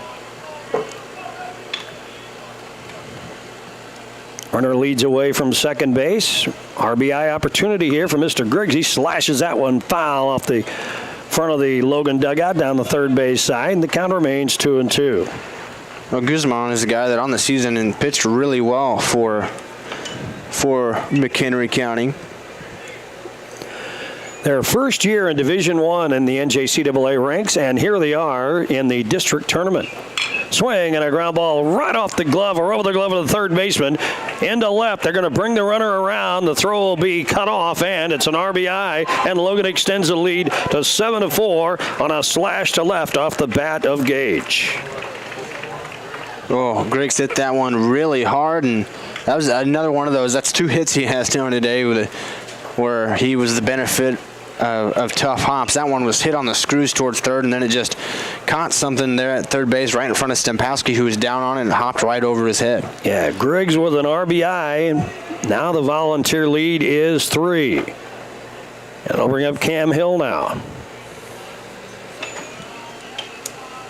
Nice little lead by the Vols leadoff man, and they throw over there to get him back. They only scored 1 in the third, so it's 7-4. 7-4? Well, the sac fly in the second, one of 2 sac flies for an RBI today from the Logan hitters. Now there goes the runner to second, and he slides in, and he is safe. Stolen base and another RBI opportunity for the Vols here. Oh, Goddard's had a tough day with making really strong throws, but still not getting the outs. You know, John A. Logan just finding a way to slide under tags, or maybe the throw not quite where it needs to be, even though that it is there in time. He's got a strong arm. 0-1 to Hill. That one's low. Scooped up by Goddard. He hands it to the umpire. New baseball for the pitcher, and the count's 1-1 to the Logan center fielder, Cam Hill. Of course, that's Gage Griggs' second stolen base today. Already, he had 36 on the season, was only caught 1 time according to our stat sheet, so he's a tough guy to get no matter how strong your arm is. One of the best in the conference, the Great Rivers Athletic Conference, and one of the best in the country. That's ball 2 to the hitter. And it's 2-1, an RBI opportunity for Mr. Hill. It is 7-4, Logan. There's a throw back to second. They've got him hung up. He falls down, the runner does, and he's going to get tagged out. Well, they caught him napping, and he was in a rundown. Didn't last long because the runner Griggs fell down and was tagged out by the shortstop. Yeah, I mean, he probably was going to be out anyway. He could have maybe tried to put on some magic and a rundown, but he fell down and made it a lot easier for McHenry County. So now the bases are empty with 2 men out, and it's 2-1 to the hitter, and that one sails high, ball 3. Jack Porter would be next. Well, the big home run threat for the Vols, Monroe, still a couple of batters away. So Hill would like to keep the inning going. And there's a swing and a slash foul over the third base coach, who is still around. Ooh, yeah, he might have saw his life flash before his eyes on that one. That was smoked, and he just barely got out of the way. The count is full now, 3-2 to the hitter. Here's the next one on the way from Guzman. That one's low and away for ball 4, and Logan has another base runner. Till second walk of the day, also has a sac fly for an RBI, so he's coming to the plate 3 times without an official at-bat, but he's doing his job when he's at the plate. So now the number 3 hitter, Jack Porter, comes up. We're in the 4th. Logan, your leader, 7-4, game 1 of the NJCAA Midwest Tournament. Guzman, the second hurler for the Scouts, and the first pitch is flat off to the right side, out of play, strike 1. Looked like Guzman went to more of a slide step that time, trying to help out his catcher and keep Hill at first base, who's another guy with good speed, with those long legs, not afraid to take off. He's got a decent lead. First inning of work for the reliever Guzman. Here's the pitch. That one just misses wide, ball 1. A guy that strikes out a lot of people this season, and we had mentioned 35 strikeouts in 25 innings. You can see that's a nice breaker there. He just couldn't keep it in for a strike, but had a lot of good movement. He's got a hard fastball. Certainly has the stuff. Guzman comes out, will operate from the belt with a runner at first. 1 ball, 1 strike. The pitch, high, ball 2. And we keep telling you, Jake Monroe on deck. But who's been the big wallop of the day? It's been Will Cook with 2 home runs for the Vols out of the number 6 hole. Nothing you can take Porter or Monroe lightly. And the pickoff attempted first, and they threw over there and threw it wildly all the way to the dugout on the right field side, coming up with the ball. They finally get it back in as the runner goes to third. Well, Hill using the speed there ended up all the way at third base, and you know, if they didn't have a 7-4 lead, if they were hurting for runs, they might have sent him, and he would have had a chance to score with his speed. But they played it safe, kept him at third base. And I'll be honest, the throw looked like it probably was going to beat him. He might have been picked off with a more accurate throw. The throw was there. He got caught napping a little bit, but it was a little wild from Guzman, and now he's at third base. Sailed all the way down to the right field bullpen. Fairly tracked it down. Now the 2-1 pitch on the way. Strike 2 call on the swing. And that's another part where all the foul territory here at Fournier Field plays a factor. At least a 1 base factor in that one, huh? Now the count's even. 2 balls, 2 strikes. Runner at third. The pitch. Swinging a tap high. The second baseman will gallop in, grab it, and throw wild, safe, and a run scores. The first baseman did grab the ball, but it was off the bag before he could get to it, and that's an RBI hit, we'll call it, for Mr. Porter on the infield. Well, that was a really tough play for Armstrong. That ball was just, that's one of those that Mark likes to say all the time, you know, put the ball in play and good things can happen, and that's what happened for Jack Porter right there. That was not hit well. He just tapped it, and it bounced high enough to get over Guzman. It was a slow roller, hard for Armstrong. Tried to make a play, just the throw wasn't accurate enough, and it would have been hard. He had to throw on the move. That brings up Jake Monroe, and he sends one sailing off to the right side, out of play on the first pitch. From Mr. Guzman, it's 0-1. Another run for the Vols. They lead 8-4 now. They've scored 2 here in the, that's right, 2 in the 4th, right? Yep. And the next one on the way, outside for ball 1. So here we are talking to Monroe. He has 23 RBIs, one of the top home run hitters in the country. And he's been watching Will Cook, though. He's 2 for 2 today, though. He has an RBI, Monroe, already. Yep. But Cook has had the home run swing. Looking for another one here. He's going to have to poke it a ways to drive him home from first. There's a little check swing, half swing, and fouled it off to the right side. It's strike 2 to the hitter. Yeah, that's one of those where it's just a natural reaction. A pitch coming up and in, and he just put the bat to try to save his face, and almost more so it looked like, and fouled it off. So Guzman has him set up. He's ahead, 1 ball, 2 strikes. Here's the next one on the way. Swing and a miss. And that retires the side. But the Vols get another couple of runs. And let's see, 1, 2 hits, a couple of walks in there too, proved to be their undoing. And now as we go to the bottom of the 4th, it's 8-4 in favor of Logan. Back in a moment. As soon as I came here, I started looking at the programs that they have, And the most that I like, it was early childhood education. And then after I see the classes and everything, that's the one that I picked. I would like to be a teacher in the future. I like it so much because I had the experience to work at Small World with the kids. And each day I learn, and I learn from the kids, and like with my teachers, like they teach me all the stuff that I need to do to be a better teacher. And classes is amazing, so I would just recommend everyone to come here to Wabash Valley College.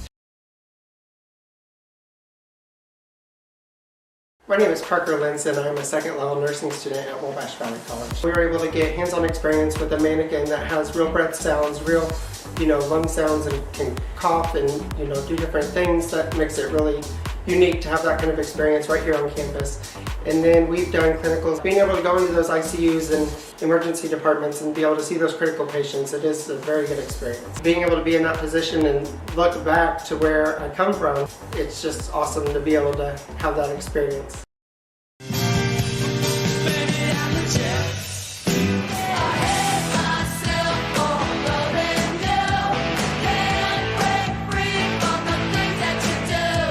In our days, 'cause I found God. Yeah! Don't wanna be an American idiot. Fever, 'cause I'm breaking.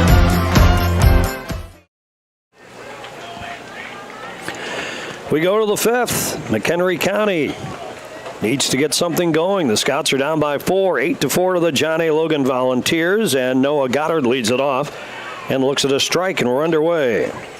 Well, Cranwetter has come in out of the bullpen for John A. Logan, and he has really helped them out. He's got 3 strikeouts, put up a couple of zeros for him.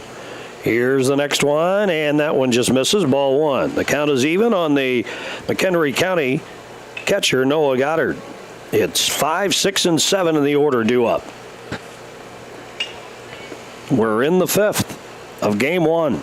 Swing and a high pop-up.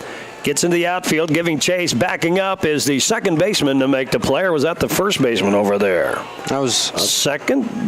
One of the outfielders ended up making the play. I believe that was the second baseman, wasn't it? Second baseman, yeah, Yep. Gage Griggs. We had 2 or 3 converging on the play, and finally the play made by Griggs for out number 1. That'll bring up Matt Armstrong now. He is 1 for 2 on the day. Goddard's now 1 for 3. And a swing by the right-handed hitter, and fouls one back to the right, strike 1. Well, Armstrong's the first guy that Cranwetter faced. He came in the 3rd inning after Goddard led off that inning with the double. Armstrong got a base hit off Cranwetter, but then he went strikeout, pop out, strikeout, and he's put up 0 since then. And there's ball 1 to the hitter. It's even now, the count at 1-1. It's been his 3rd inning of work, and in a tournament like this where you're going to minimum play 3 games in 3 days and could end up playing 5 in 3, as many as that. Swing and a miss, big cut, misses for strike 2. That's where we know that having a lot of pitching, a lot of good pitching, even guys coming out of the bullpen that can eat up innings, that helps a lot. We saw in the Region 24 tournament, Stone Silver helped Wabash Valley. Blocked by the catcher, the next pitch for ball 2, but it's low. Well, how about the Warriors story? They lose game 1 and bounce all the way back and come out of the loser's bracket and win with 4 straight wins. That's why they're in the field. That one slashed foul off the bat of Armstrong. And the count is even at 2 balls, 2 strikes. 1 out. The Scouts looking for the first base runner of this inning. Umpire gives the count. Cranwetter back in, delivers, batter holds up, and looks at ball 3. And the count's full now. And that Wabash Valley story is really the point I was making about the pitching, where they had to have a couple guys in Stone Silver and Max Weissvila give them a lot of innings that weren't really expected. Next pitch, a tap right back to the pitcher. Glove steps off the mound, underhands to first for out number 2. 1-3 on the put out, 2 away, nobody on, and that'll bring up the number 7 hitter, Blake Stempowski, who is looking for his first hit. He walked back in the 2nd, fanned in the 3rd. Well, if he hits a home run here, there'd be all 3 true outcomes of baseball nowadays: a walk, strikeout, and a homer.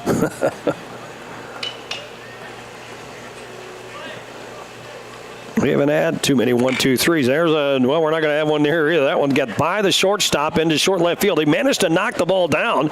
A great play just to do that, but it's a base hit all the way.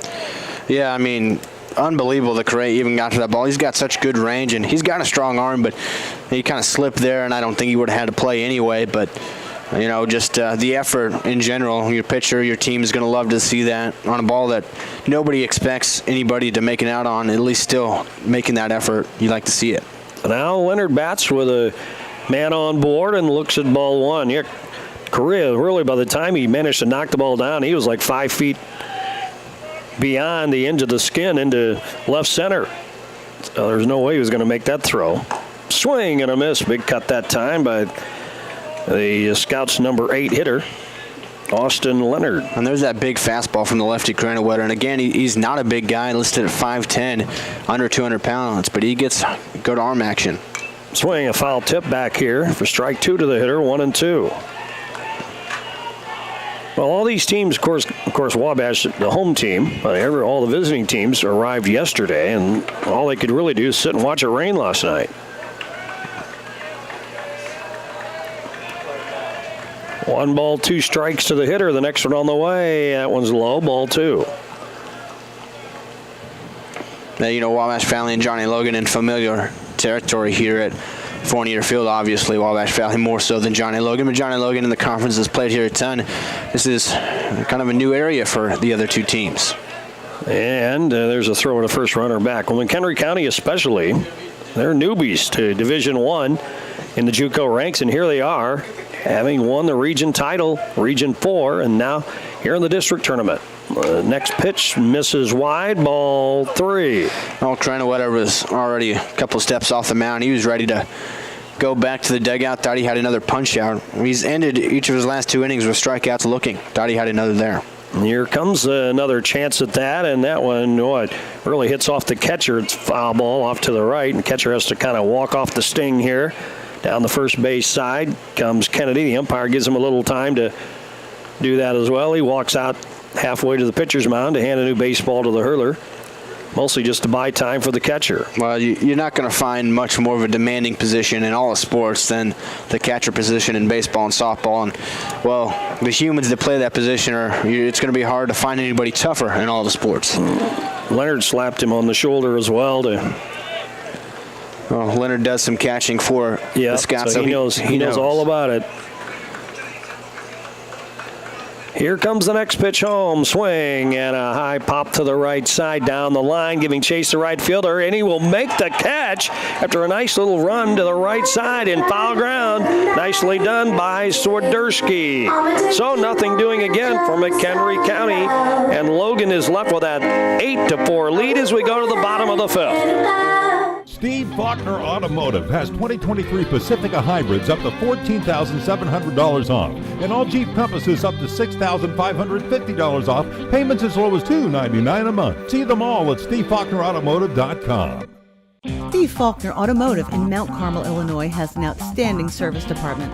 With free pickup and delivery, we'll make sure your vehicle runs perfectly at an affordable price. Come see us today or view our service specials at SteveFaulknerAutomotive.com.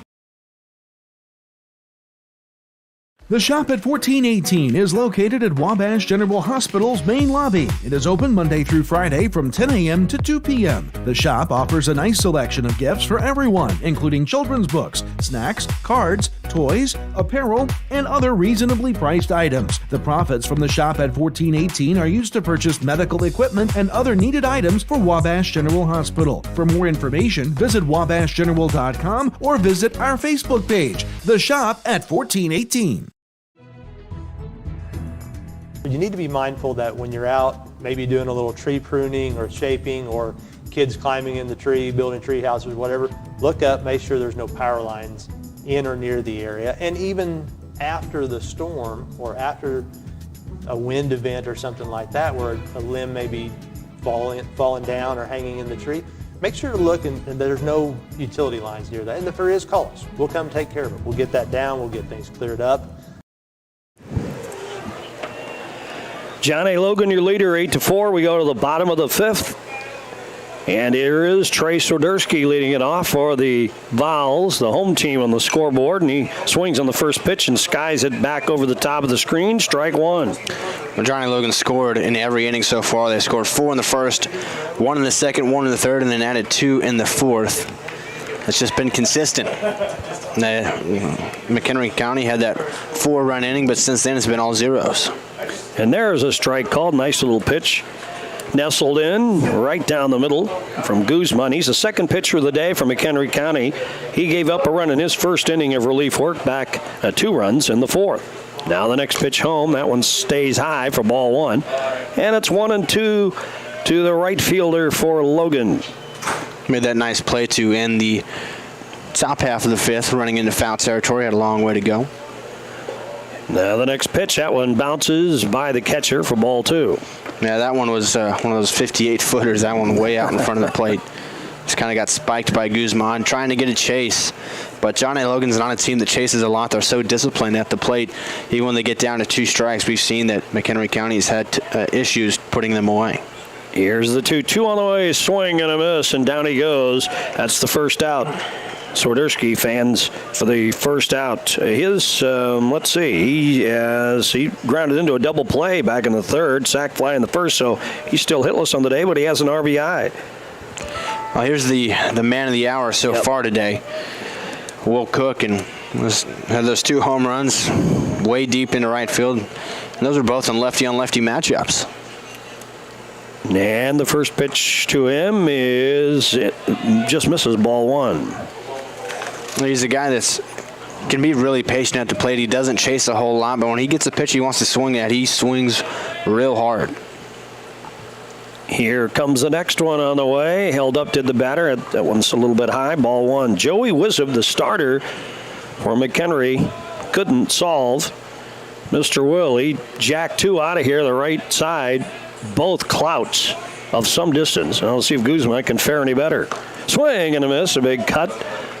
Strike 1 to the hitter. Well, Guzman is kind of a different look from Wizub, not just being a righty instead of a lefty, but Guzman has a much better, I won't say better, but a faster fastball, and he uses it quite a bit more. 2-1 the count. That one's inside and low to the batter. Big number 40 for the John A. Logan Volunteers. And it's 3-1 the count to Will Cook. Well, the DH Corbin due up next in the order. The pitch. He held up, looks at ball 4. First time he has it at a home run today. Well, that time they clearly were not going to give him anything in the middle of the plate, and he's got that good eye, so he'll just take the walk anyway. I think he could have thrown it to the dugout. He would have had it out of here, but not that pitch. And Logan has a base runner nonetheless at first base. That's Will Cook. Now here's Corbin, the DH. He's 0 for 2 today. Struck out and hit a fly ball to right field. The pitch, swing and a miss. Big cut up a little bit, but got him to swing. Strike 1. Well, that's where that high fastball can be such a good pitch. That one was out of the zone, but it looks so good to the hitter. You get a chase, and when you got good zip on it like Guzman, you can blow it by him. And the next one from the righty is low, ball 1. And that breaking ball he's throwing has a lot of movement. He just can't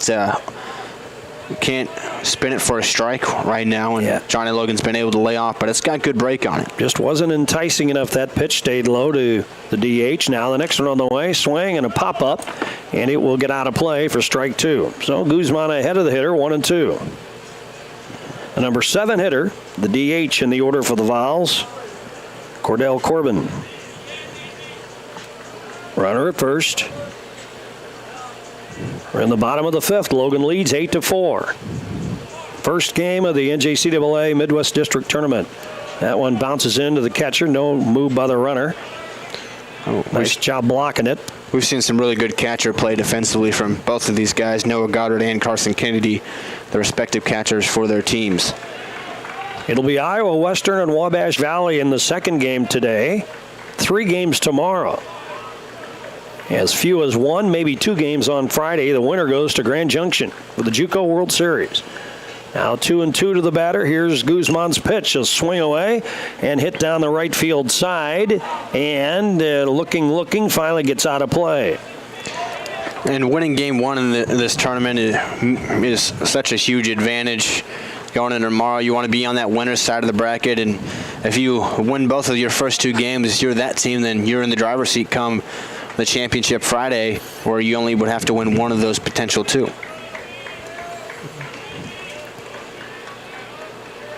Two balls, two strikes on the number 7 hitter in the Vols order. Corbin, swing and a miss. Guzman got him out. That is the second out of the inning. And now we're starting to see those strikeouts. Yep. That's 3 now for Guzman in his, now inning and 2/3 pitched. So the number 8 hitter, here's Jaden Correa, the shortstop. Guzman takes a look back over his left shoulder. The runner at first. The right-hander brings the pitch in, and that one just misses. Ball 1. Correa's hit it hard a couple of times for flyouts, once to center and once to right.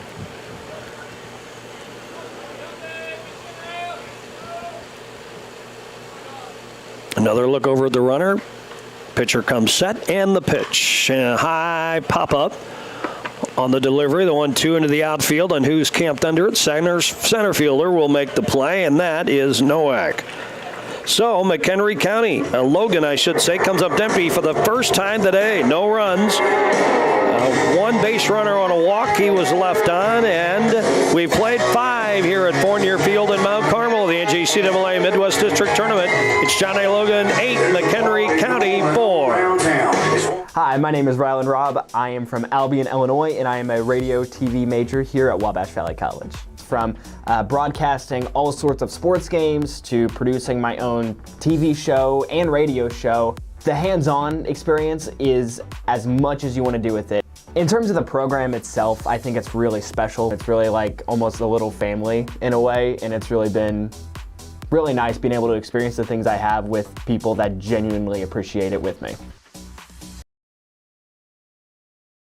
As soon as I came here, I started looking at the programs that they have, and the most that I like, it was early childhood education, and then after I see the classes and everything, that's the one that I picked. I would like to be a teacher in the future. I like it so much because I had the experience to work at Small World with the kids, and each day I learn, and I learn from the kids, and like with my teachers, like they teach me all the stuff that I need to do to be a better teacher. And classes is amazing, so I would just recommend everyone to come here to Wabash Valley College.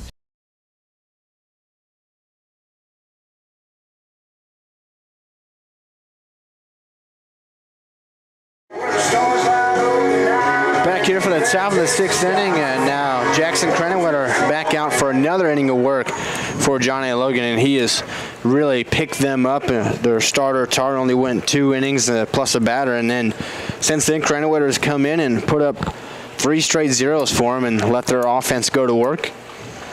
Still a fair amount of time left in this game as we enter the top of the 6th, and we know that McHenry County can score it quickly as well, as they put up 4 in 1 inning back in the top of the 2nd. But they've had issues with Krennewetter, and that first pitch misses inside to the 9-hole hitter and shortstop, Caden Gunther, for ball 1. Yeah, he has definitely settled the Volunteers down, hasn't he, after McHenry County just sprayed all over the starter. That pitch just off the outside of the plate, so 2-0. And I'll say again, it's been a tight strike zone, but it's been consistent. That's all you want. It's 2-0 on Gunther, the shortstop. The lefty Krennewetter comes set high. And that pitch in there for a strike. Gunther had squared the bunt, but pulled back almost immediately. Still ahead in the count here. 2 balls, 1 strike. He's the 9-hole hitter, so it's Novak, the leadoff hitter, on deck. And the 2-1 is popped up right side. That'll get out of play. And Krennewetter works back from 2-0 to 2-2. 8-4 lead for John A. Logan here in Game 1 of the Midwest District Tournament. The 2-2 pitch outside, run it full, 3 balls, 2 strikes. Gunther has hit a sac bunt, and that's 4-run 2nd inning. And then he also struck out looking to end the 3rd. He hits this one into right center field. Moving over is Swiderski. He will make the catch for out number 1. So now back to the top of the lineup with Owen Novak, who popped out his first time up, but since then has had a good day at the plate. He doubled home 2 runs in the 2nd, and he singled in the 4th. That's how they led off the fourth inning against Cranwetter. So the second time these two will face each other here in a lefty-on-lefty matchup. First pitch, line in the center, but right to Cam Hill, who makes the out. And Novak, for a leadoff hitter, likes to swing at the first pitch quite a lot. He's done that now, I believe, 3 times, twice for hits and that time for an out. Well, the only thing we haven't had today, Zach, is a 1-2-3, huh? Not yet. Cranwetter threatening for that here against Dibble, another lefty-on-lefty matchup. He takes the first pitch, slider it looked like, in there for a strike, going 1. Dibble's the right fielder. He's flying out to center, double homer run, and flying out to right field. The 0-1 off the plate on the outside. It's 1-1.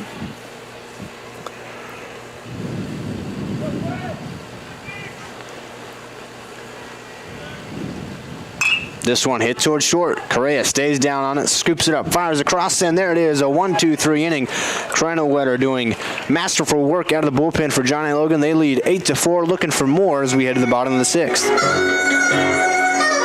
You already know that the First National Bank is your real community bank, but have you met our people? It's the people inside that make us a community bank. We live here, we work here, we're your neighbors and your friends. When you bank with us, your money is reinvested in your community. At the First National Bank, our customers are more than an account number. People are the reason for this community. We're your hometown bank, serving the area since 1906. We are the First National Bank, where our people make the difference. Come see us today. Equal Housing Lender, member FDIC. Get your Ford at Steve Faulkner Automotive in Mount Carmel. 2024 Escape up to $2,500 off, and 2024 Edge up to $2,900 off. Go to SteveFaulknerAutomotive.com today.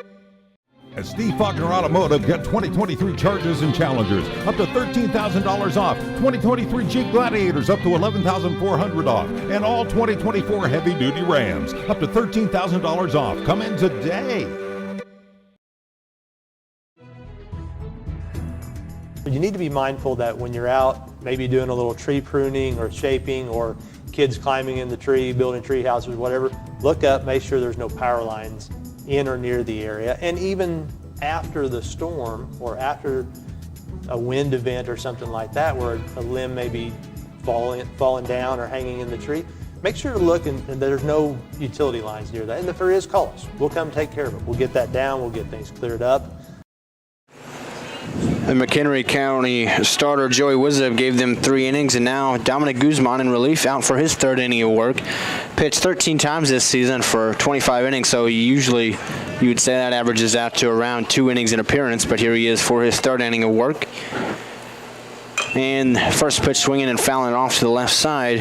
Here's Carson Kennedy, the catcher for the Volunteers. He's the 9-hole hitter. It's 9-1-2 due up.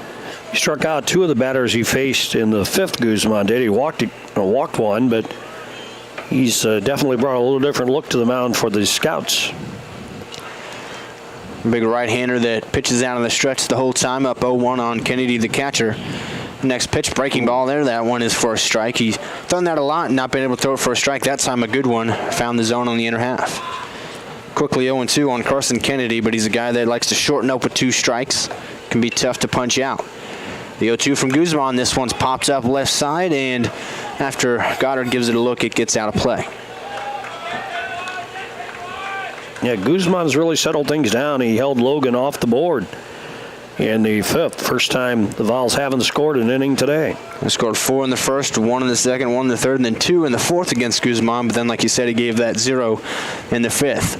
Up 0-2 on Kennedy here. The pitch. This one tapped foul. That's just Kennedy's game. He'll get annoying as a hitter against a pitcher with 2 strikes. Just fouls off a ton of pitches, shortens up. Can be tough to put away. Fouled off a couple in a row here, down 0-2. Guzman looking into Goddard, wanting that put away pitch. Comes set. Another 0-2 pitch. That one up high, and Kennedy lays off. It's 1 ball, 2 strikes. It's really all you can ask for out of a catcher. With Kennedy, as good of a defender as he is and being a tough out at the plate, he fits in. He's a big part of this Johnny Logan team, even if he's not one of the home run hitters. 1-2 pitch. Hits this one toward the 5.5 hole, and that one is into left field for a base hit. Good efforts from both Stempowski and Gunther at third and short respectively, but it got past both of them, and Kennedy has reached base 3 times today, 2 for 2, and also has a walk. So he's at first base with Gage Griggs, the second baseman, coming up, who is 2 for 3 today. And probably his hardest hit ball of the day was his lone out, a line out to right field to start things off in the bottom of the first. So another guy that's tough to strike out at the plate here. He's been on base with 2 hits. He also has 2 stolen bases in this game. Has an RBI. Lays down a bunt here towards third. Scooped up by Stempowski. Fires across to first. Got him by a step. But a successful sack bunt sends Kennedy to second. Laid it down the third base line. Good play by Stempowski. Runner moves into scoring position for Logan.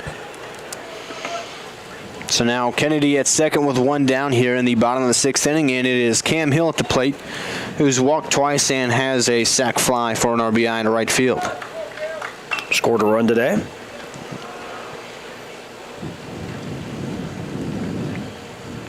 Guzman looks towards second, now a fire home to Hill, and a first pitch foul straight back. Nice cut by Hill.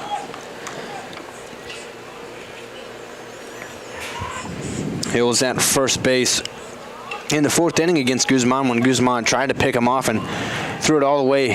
Ended up near the bullpen, and Hill went from first to third on that and then scored on a ground ball by Porter on the next at-bat. That pitch, a breaking ball with a lot of movement and blocked in the dirt by Goddard behind the dish. That one started near the eyes of Hill and ended up all the way in the dirt. A lot of break on that, but Hill laid off of it. So 1-1 on the center fielder Hill. With 1 out and a runner at second base, that's Carson Kennedy. This one's tapped in play towards short. Coming in, instead it's Stempowski that cuts it off, fires across, and got him by a step. How about that arm from Blake Stempowski? Showed it off twice in this inning already. Both outs. That is a tough play, and he had to throw about as hard as he can, and he did, just barely got Hill. So 2 down, but Kennedy does move up to third base on the play. It's such a high chop, he just kind of had to wait for it to come down. He knew he was going to have to rifle that throw. There wasn't much time left to beat the runner. And smart by him to cut it off. The shortstop, Gunther, would have no chance of getting Hill on that with his body taking him the other way. Now the pitch to Porter. He takes that for a strike on the inside corner. 0-1. Guzman trying to work around a leadoff base hit and put up the second 0 in a row against John A. Logan. Keep it where it is and give his offense chances to come back. Porter looking for a 2-out RBI. Pops this one up. Guzman to the right of the mound. Gets called off by his first baseman, and that is Graves making the catch. Hill puts up another 0. The pitching on both sides starting to settle down a little bit, but John A. Logan leads 8-4. We head to the 7th here at Fournier Fields. The Shop at 1418 is located at Wabash General Hospital's main lobby. It is open Monday through Friday from 10 a.m. to 2 p.m. The shop offers a nice selection of gifts for everyone, including children's books, snacks, cards, toys, apparel, and other reasonably priced items. The profits from the Shop at 1418 are used to purchase medical equipment and other needed items for Wabash General Hospital. For more information, visit wabashgeneral.com or visit our Facebook page, The Shop at 1418. Hi, my name is Rylan Robb. I am from Albion, Illinois, and I am a radio TV major here at Wabash Valley College. From broadcasting all sorts of sports games to producing my own TV show and radio show, the hands-on experience is as much as you want to do with it. In terms of the program itself, I think it's really special. It's really like almost a little family in a way, and it's really been really nice being able to experience the things I have with people that genuinely appreciate it with me. Steve Faulkner Automotive has 2023 Pacifica hybrids up to $14,700 off, and all Jeep Compasses up to $6,550 off, payments as low as $299 a month. See them all at SteveFaulknerAutomotive.com. Steve Faulkner Automotive in Mount Carmel, Illinois has an outstanding service department. With free pickup and delivery, we'll make sure your vehicle runs perfectly at an affordable price. Come see us today or view our service specials at SteveFaulknerAutomotive.com. Well, top of the 7th inning, about to get underway here, and Jackson Crennewetter back out for John A. Logan, a guy that did not have a start this season, but pitched 42 innings in 16 appearances, so a guy that we've by that can get multiple innings and And here he's done that after their starter in Colin Tarr only got 2 innings, and since then it's been all Cranwetter, and why not keep him going the way he's pitched? Well, the more they get out of the bullpen, that's one less arm they've got to use for the duration of this tournament. Which is so important. Even here on day 1, game 1, that pitch had missed low, so it's 1-0. And now 1-1 as that pitch finds his own inside corner for a strike to Brandon Hanley, who's been on base a couple times today. Actually has been on base every time. A walk, a hit, and a fielder's choice. Lines this one into left field. That one will fall in front of Jack Porter, and Hanley is second hit of the day. 3, 4, and 5 due up in the inning for McHenry County. Number 3 comes through the hit, so this is the heart of the order now. If the Scots are going to make a move, this would be it in the 7th. There's Christian Graves, now the first baseman. Has walked and has grounded out and then struck out. That strikeout was looking to end a 4th against Cranwetter, who's on the mound for John A. Logan still. First pitch here, he swings and fouls this one far, but well out of play on the right side. 0-1. Wonder how long they'll let Cranwetter go. Well, he's pitched so well, they're sticking with him, trying to let him eat up as many innings as possible. That pitch low, so it's 1-1. Now, we've talked about that throughout this broadcast, about how when you get to, by the time you get to Friday in this tournament, you're going to be looking for innings from somebody. And if Johnny Logan has an extra plus arm to throw because Cranwetter ate up so many innings here, then that's his job, really. That pitch misses outside, so it's 2-1 to Graves. You think about Wabash Valley on their championship Saturday against Lincoln Trail, had to play 2 games, and they got 5 1/3 innings in the first game out of Stone Silver. That one's fouled out of play as well, so it's 2-2. And he had pitched 4 innings on Friday, and then had to turn around and threw 5 1/3 really good innings the next day. It was pretty unexpected, but that's what you're going to have. Every team's going to be looking for guys like that after they use their aces, if you will, in these first couple of games. This one's flown and fouled out of play again, so Graves battling here, fouling off several to the right side. Harder to see the third base side bullpen as it is out of play, not in play like the first base side, but I do not see anybody warming up yet for John A. Logan. And another one fouled out of play, lined on the right side. So good battle going here with 1 on and nobody out in the top of the 7th inning. Graves and Cranwetter doing battle. Still 2-2. Cranwetter set, checks first. That's Hanley there. Another 2-2 pitch. This one hit towards short. Correa charges it, has it, throws to second for 1. Griggs the turn to first. Not in time. It'll be a fielder's choice. Get the lead runner.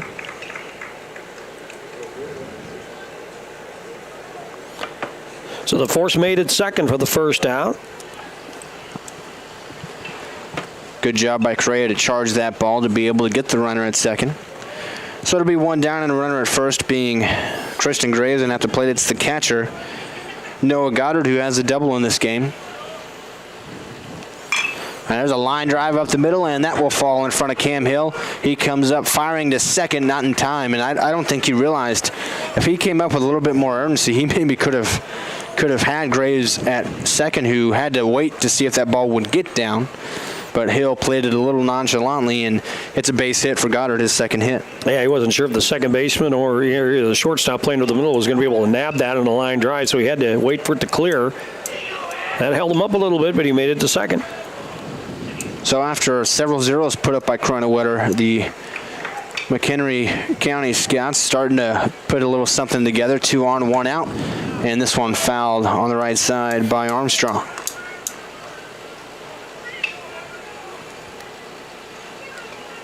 So Cranwetter, who came in the third and has put up 4 zeros against the Scouts. Looking for another here, is running into a little bit of trouble. That pitch called a swinging strike on Armstrong by the home plate umpire, so it's 0-2. That pitch was in the dirt, but check swing apparently did not hold up enough for the home plate umpire's liking. So 2 on and 1 out, 0-2 count here on Armstrong. The pitch from Cranwetter. This one's hit towards second. Griggs has it. Turns and fires to second. There's one. Correa the turn, not in time. Another fielder's choice.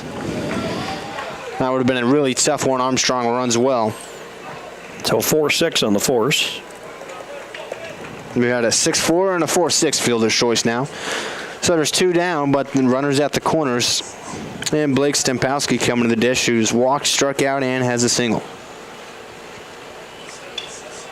We're in the 7th. The Scouts can't afford to let this opportunity go by. Runners on the corner. Well, just now 7 outs to play with for them. That pitch up and away. Almost looked like maybe a pitch out, kind of. So 1-1 or 1-0, excuse me, on Blake Stempowski, the third baseman, has a strong arm defensively. Has a hit here today already. That pitch, a strike on the outside corner, dotted up by Cranwetter.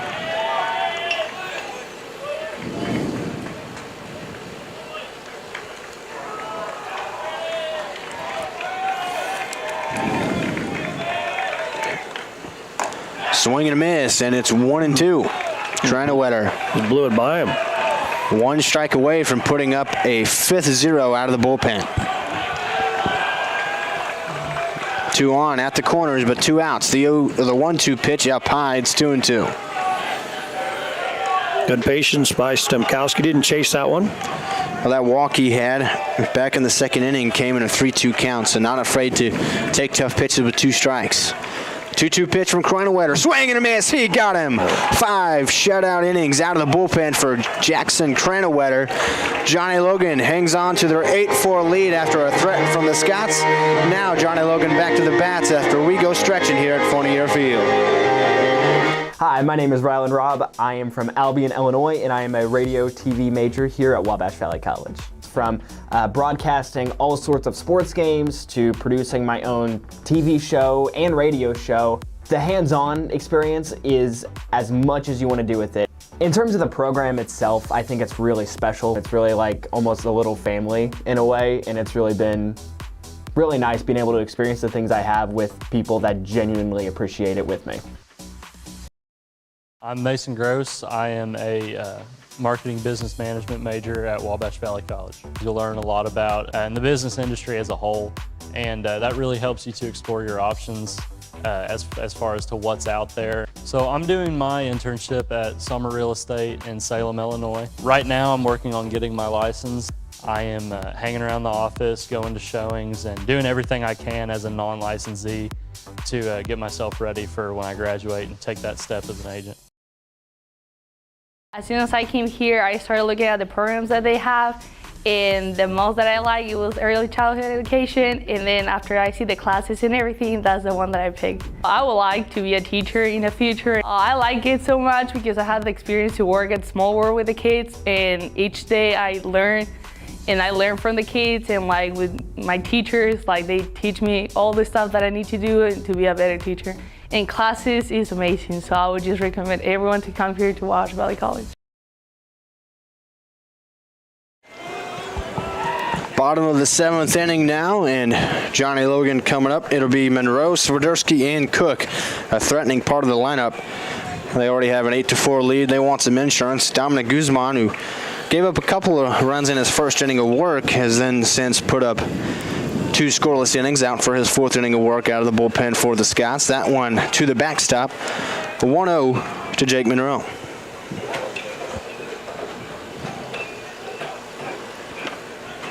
Monroe, excuse me. I was going to say both Monroe and Will Cook in the same inning for Logan this time around. That pitch outside, 2-0 to Monroe. And you got Swiderski in the middle of them, who has a sac fly today. And also lined into a double play, hit the ball hard, but right at the third baseman, Stempowski. 2-0 pitch to Monroe, swing and a miss. Big hack there with a 2-0 count. Yeah, Monroe's got the home run rep, but Cook's got the home run clouds today, 2 of them. He's due up 3rd in the inning. 2-1 pitch to Monroe, swing and a miss. Another off-speed pitch that time.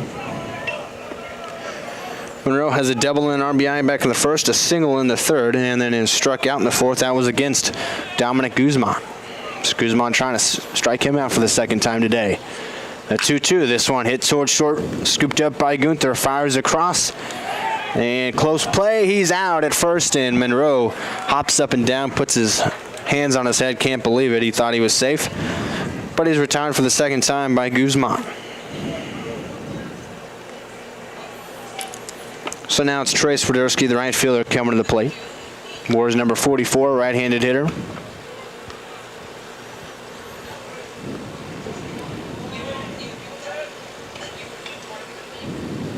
The pitch from Guzman is inside. Back to away Swiderski. It's 1 ball, no strikes. That just hasn't been powered by the Vols. Swiderski's one of the two to hit sacrifice flies for RBIs today. Boy, those runs are valuable when you look at the 4-run lead they have. The 1-0 pitch, swing and a miss. Nice tight breaking ball that time. There's some action in McHenry County bullpen. They're just playing catch out there, so not getting ready in a hurry the way Guzman's pitched the last couple of innings. Swing and a miss there, another off-speed pitch. He's starting to find his groove with that. He couldn't really throw for strikes there in that 4th inning where he gave up a couple of runs, but since then he's had it working. That's why he's put up 2 scoreless in a row. Looking for another here with 1 out. That pitch outside the fastball that time. So it's 2-2 to Swiderski. Will Cook, the home run hitter of the day, on deck. 2-2 pitch. Swing and a miss. Got another chase tag applied by Goddard. And a strikeout, number 4 on the day for Dominic Guzman. So both guys have come out of the bullpen on either side. Jackson Cronenwetter for Johnny Logan and Guzman here from McHenry County, and they've both done their job as relievers in limited damage. Here's Will Cook, though. 2 homers today, both moonshots. He's also walked. First pitch here, swings and misses at an off-speed pitch. That first one especially, a 2-run shot that cleared the road behind the right field wall. And the second one, just about as far. Takes the 0-1 pitch. That's a strike down the inner half, and it is quickly 0-2 on Will Cook. Dominic Guzman looking for a 1-2-3 inning. Cronenwetter has one of those on the other side, but the Scots don't have any yet. He's in the driver's seat here, the 0-2 pitch to Cook. This one's hit into center field, or make that right side pop up. Didn't see that one well off the bat, and it's caught at second base by Armstrong, and a 1-2-3 inning for Dominic Guzman. He's had 4 good innings out of the bullpen for McHenry County, but they need to put some bats together. They're down 8-4 against Johnny Logan as we head to the 8th.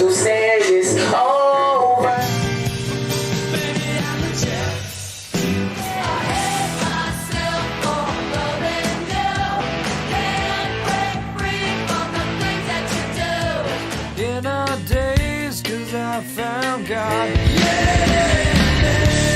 Don't wanna be an American idiot. Fever, 'cause I'm breaking.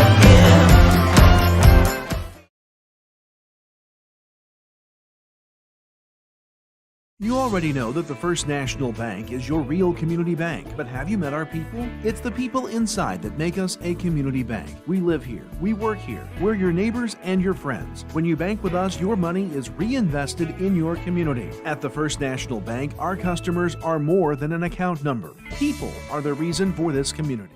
Get your Ford at Steve Faulkner Automotive in Mount Carmel. 2024 Escape up to $2,500 off, and 2024 Edge up to $2,900 off. Go to SteveFaulknerAutomotive.com today. At Steve Faulkner Automotive, get 2023 Chargers and Challengers up to $13,000 off, 2023 Jeep Gladiators up to $11,400 off, and all 2024 heavy-duty Rams up to $13,000 off. Come in today.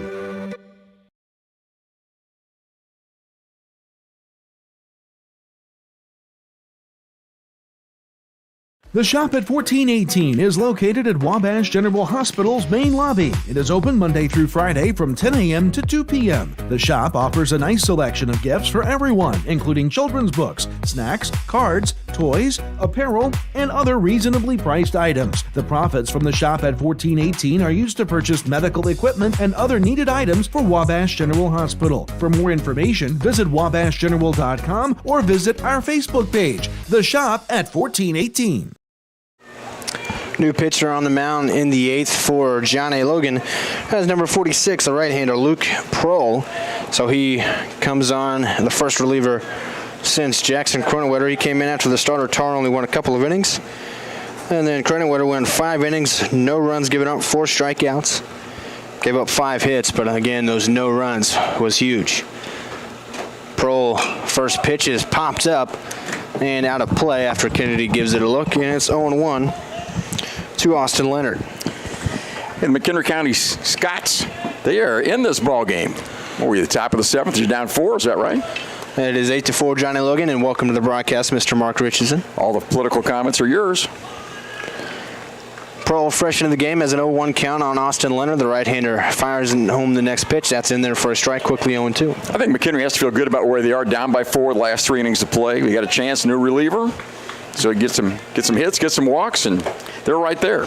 They scored 4 runs back in the 2nd, so they can score a bunch in a hurry, but Cronenwetter shut the door on him out of the bullpen. Ring him up on the inside corner of the nasty breaking ball from Luke Prohl, and he's got himself a strikeout into the first batter he faces. And the hitter shook his head on the way back, going, "Ooh, that was not good." Hey, Scott Allen been okay for you today? He has. He's been a joy to have up here. He's a professional. It is now the shortstop, Caden Gunther, coming to the plate. He's had a sack bunt. He's struck out looking and flown out to right field. That pitch in on the hands for ball 1. If you're just joining us, like my friend Mark here, Colin Tarr started for John A. Logan. He went 2 innings plus 1 batter, gave up 5 hits, and all 4 of the runs that the Scots have right now as the next pitch is fouled out of play. And then in relief, Jackson Cronenwetter came in and he pitched 5 shutout innings, had 4 strikeouts in the big factor. He didn't walk anybody, and that helped a lot. Even those 5 hits, he didn't walk anybody and stranded all the base runners he had. Now Prohl on for his first inning of the work here in the 8th. 1-1 pitch, another breaking ball. That one's fouled straight back. It's 1-2 on Gunther. Kind of fooled him a little bit with the speed of it, but that ball was in the hitting zone. So 1 strikeout already for Prohl. Now he's ahead 1-2 here on Caden Gunther. Prohl, a tall righty, comes set and fires home the 1-2. Ring him up on the outside corner. Went to the fastball and froze him that time. And back-to-back strikeouts, both of them looking for Luke Prohl.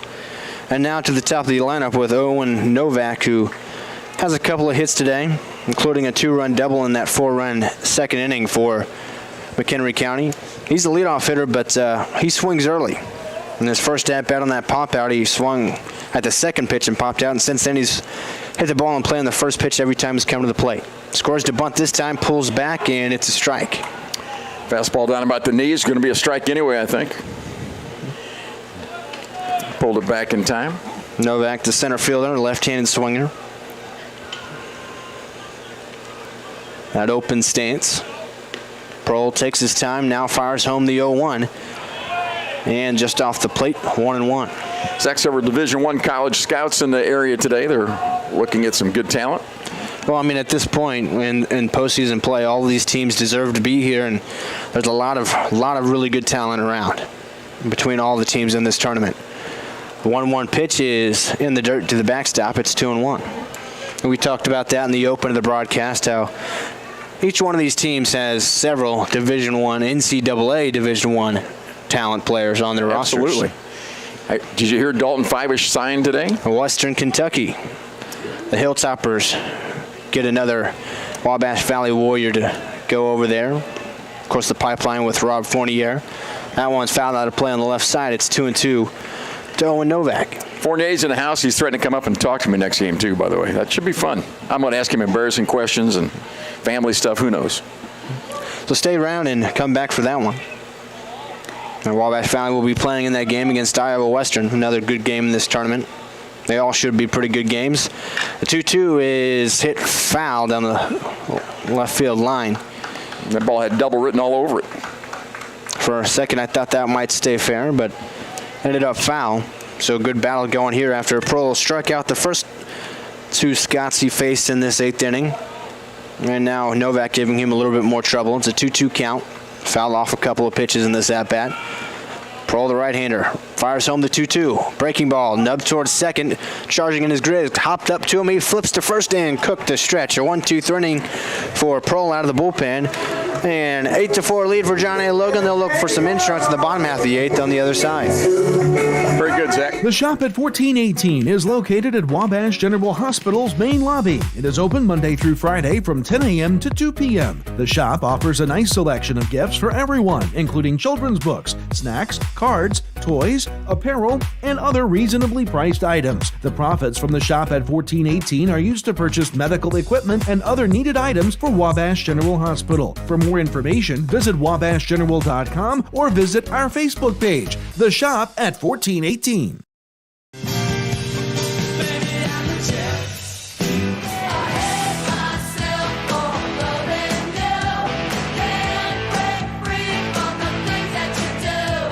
In our days, 'cause I found God. Don't wanna be an American idiot. Fever, 'cause I'm breaking. Hi, my name is Rylan Robb. I am from Albion, Illinois, and I am a radio TV major here at Wabash Valley College. From broadcasting all sorts of sports games to producing my own TV show and radio show, the hands-on experience is as much as you want to do with it. Well, after the special guest appearance by Mark Richardson in the top half of the 8th, is Scott Allen back here with me in the bottom half. I'm Zach Reynolds, and you're watching the Midwest District Tournament on News Channel 15 YouTube. Thanks to Mark for sitting in for a while. Don't need to explain too many details about that absence, huh? Guzman back on the mound, and this one's tapped, found on the third base line, and that's a new hitter for Johnny Logan. That is not Cordell Coburn. It is Jaden Omer. And they split time as the designated hitter for this team, and now it's Omer at the plate. Freshman from Indianapolis. The 0-1 pitch from Guzman, swing and a miss. Took a little off that one, an off-speed pitch. He's a .324 hitter, and this year he has 3 home runs, 17 RBIs. The 0-2 from Guzman. A little high. It definitely looked like it hit the outside corner, but above the letters for ball 1. Well, Luke Prohl came in the top half of the 8th for Johnny Logan. He had a 1-2-3 inning, a couple of strikeouts and a ground out. He looked good. Shut down the 8th. 1-2 misses low in the dirt. It's 2-2 now to Omer. So it's still Guzman out here. This is his 5th inning of work, and there is action in the McHenry County bullpen. The 2-2 pitch. This one's lined out of play on the right side. Correa, the shortstop, on deck. He'd be followed by Carson Kennedy, the catcher. Nobody out here. Bottom of the 8th inning. Johnny Logan leading 8-4, wanting some insurance. Guzman trying to keep it there, and that'll help. A swing and a miss, a strikeout of Omer. All things considered, Guzman has been nothing short of fantastic. Logan came out swinging 4 straight innings. They put runs up, and since then, it's been goose eggs. Yeah, Guzman gave up a couple in that 4th inning, and since then he's put up 3 zeros and kind of matched Jackson Cronenwetter. This one nubbed up the middle, softly hit to behind the second base bag. The second baseman makes the throw to first. Got him by a step. A strong throw from Armstrong, a fitting name that time. And he makes the play. That was tough. Just barely got him. And that was slow hit right up the middle and just behind the second base bag. Armstrong got to it and fired across his body. And what a play. And don't look now, but Guzman has set down the last 8 batters he's faced. Not since the leadoff single in the 6th by Kennedy. You can certainly say he's given his team a chance to get to work offensively and come back. They still have 3 outs to play with on the offensive side. He's just trying to keep it where it is and get it there. Here in the bottom of the 8th, 2 down, and Kennedy fouls that one off. Kennedy's been on base all 3 times he's come to the plate today. A couple of singles and a walk. He's also scored a couple of runs. But at least been to third base every time he's come to the plate. Down 0-1 here. The next pitch from Guzman, just off the plate. 1-1. We'll see if they go back to Prohl, Johnny Logan, that is, in the 9th inning, or if they switch to a different guy. But Prohl looked fantastic in his inning of work so far. That pitch swung on and missed by Kennedy. It's 1-2. Guzman trying to put up his second 1-2-3 inning in a row.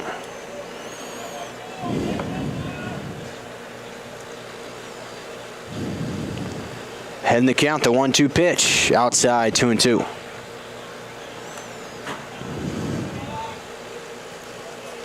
Well, Logan's gotten most of their runners home that they've had on base. They've only left 3 men on the whole game. And they have 8 runs on the board. That's kind of been the difference when you look at the left on base totals. That one's low and blocked by Goddard. So it's a full count now on Kennedy, but you look at the left on base totals for McHenry County, and that's kind of where they've ran into some trouble. They've left 9 guys on base by my count, roughly. Mm-hmm. Yep, and they only have 4 runs to show for it. Yep, they just weren't as efficient getting him around.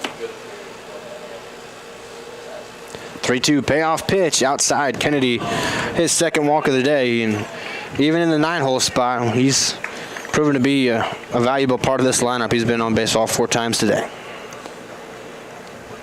Well, you love that number 9 guy when he can deliver and set the table for the top of the order. Well, and especially with a designated hitter, you know, the 9-hole hitter does not have to be just an easy out like it maybe used to have been, but a lot of teams like to use that as a second leadoff spot, another guy that can get on base there and set the table like you mentioned. So now to the official top of the lineup, the official leadoff hitter, that's Gage Griggs. Takes that pitch low and outside for ball 1. He has a couple of hits today, a sac bunt as well.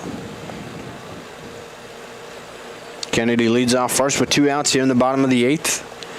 Guzman comes set here in his 5th inning of work out of the bullpen. Long pause, now the 1-0 stays up and in. It's 2-0.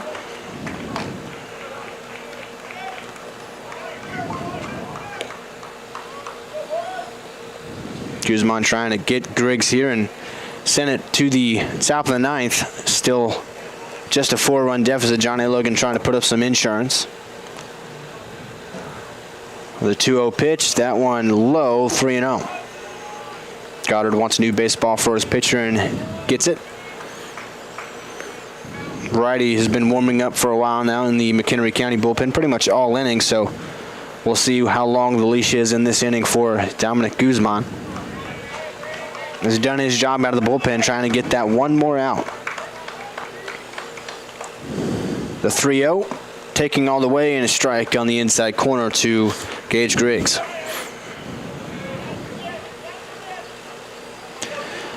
Now, after taking all the way on that one, he can unload on one if he gets something he can drive. The 3-1 pitch, swing and a miss. He tried 2 there, and Guzman back into it.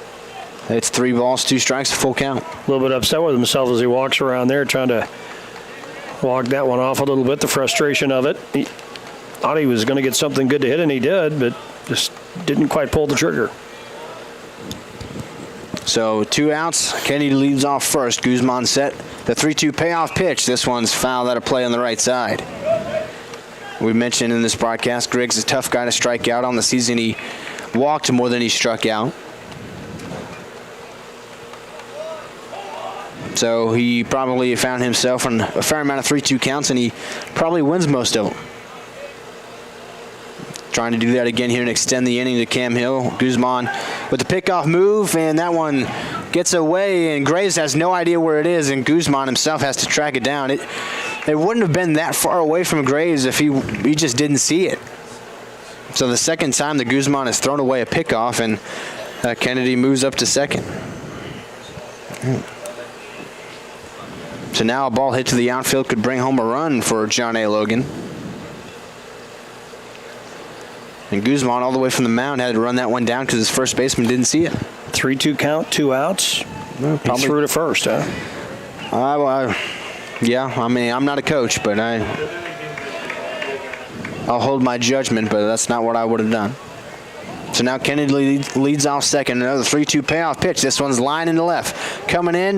That one's going to fall in front of the left field. They wave home. Kennedy, the throw home is cut off. Heading for second is Griggs. He slides in. He's safe. John A. Logan adds an insurance run here in the bottom of the 8th. It's 9-4. How about that throw to first now? No, it proves costly, certainly. Griggs' third hit of the day, his second RBI. Moved up to second on the throw. That was Leonard out there and left. He, does some catching, so you assume he's got a pretty good arm, but that one fell in front of him. It kind of died after it was hit hard at first. It kind of died in front of him and couldn't make the play. This one's line in the center. Now going back is Novak. He leaps up. He can't get it. That one's all the way to the wall. A run will score. That's Griggs. Hill at second. He'll hold up there. He's got an RBI double. It's 10-4, John A. Logan.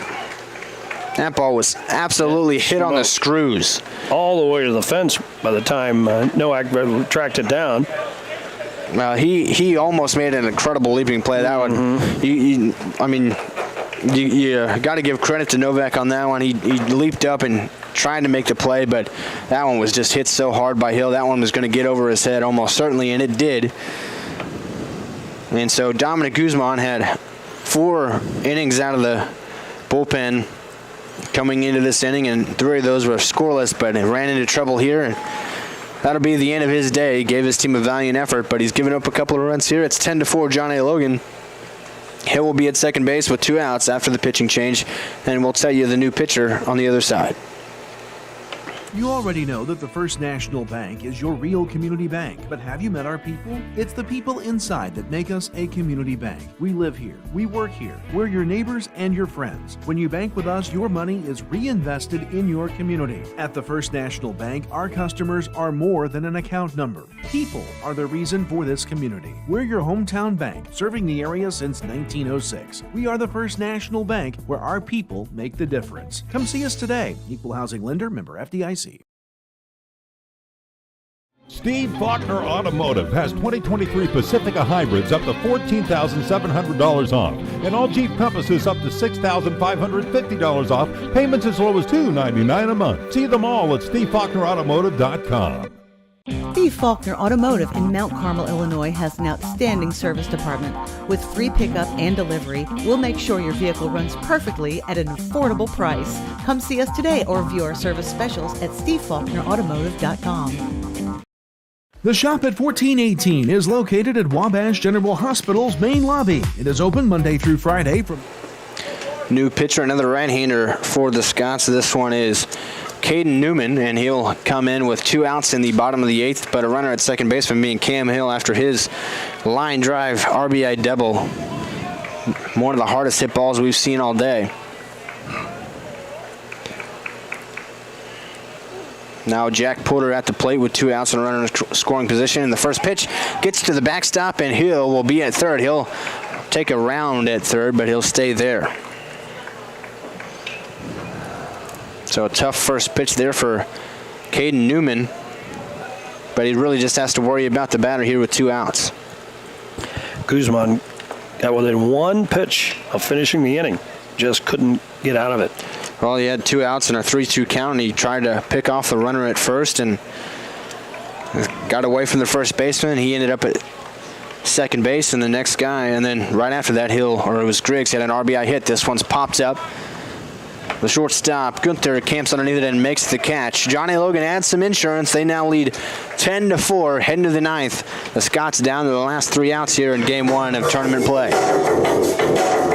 You already know that the First National Bank is your real community bank, but have you met our people? It's the people inside that make us a community bank. We live here, we work here, we're your neighbors and your friends. When you bank with us, your money is reinvested in your community. At the First National Bank, our customers are more than an account number. People are the reason for this community. We're your hometown bank, serving the area since 1906.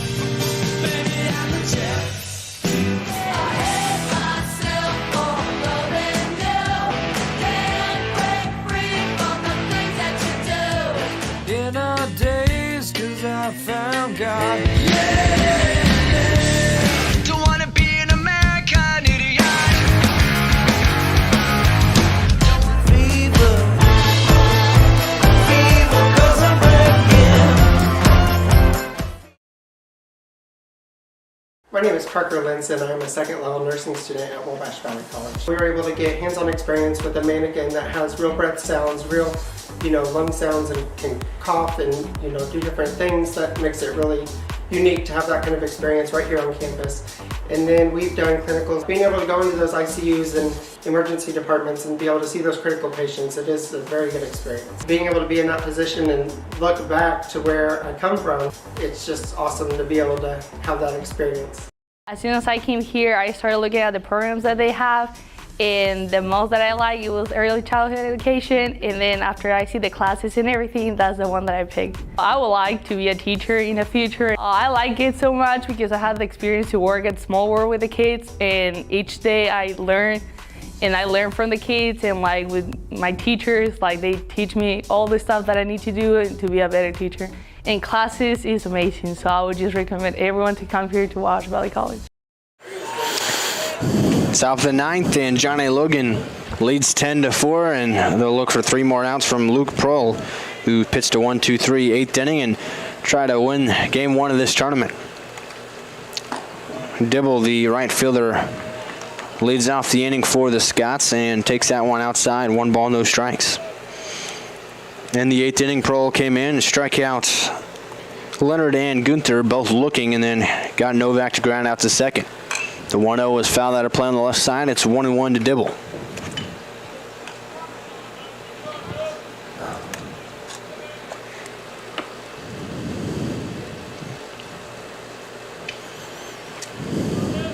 Prohl, a tall righty.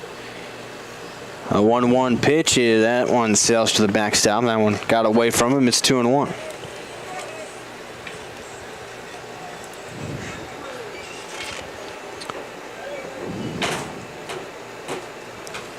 Prohl pitched 17 games this season.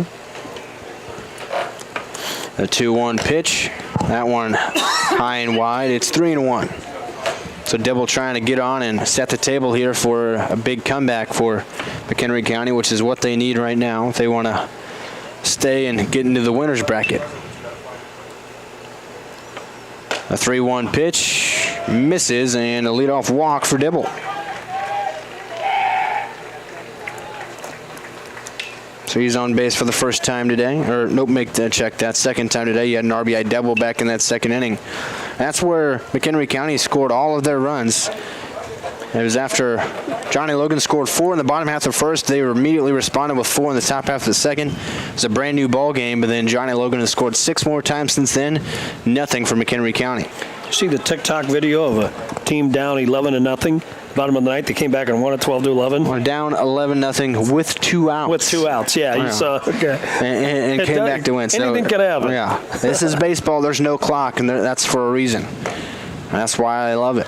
That breaking ball stayed high. This is Hanley at the plate, who's had a good day. He's walked and has a couple of base hits, including an RBI single in that second inning.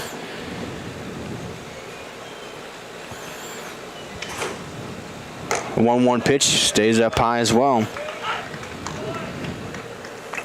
Perhaps Prohl having to sit for that fairly long bottom of the 8th is affecting him a little bit, trying to get back into the groove here in the top of the 9th. Because he was electric in the top of the 8th when he first came in. That pitch just off the plate, 3-1 now to Hanley as well after he walked to Dibble. And that's Dibble at first base. Nobody out here top of the 9th.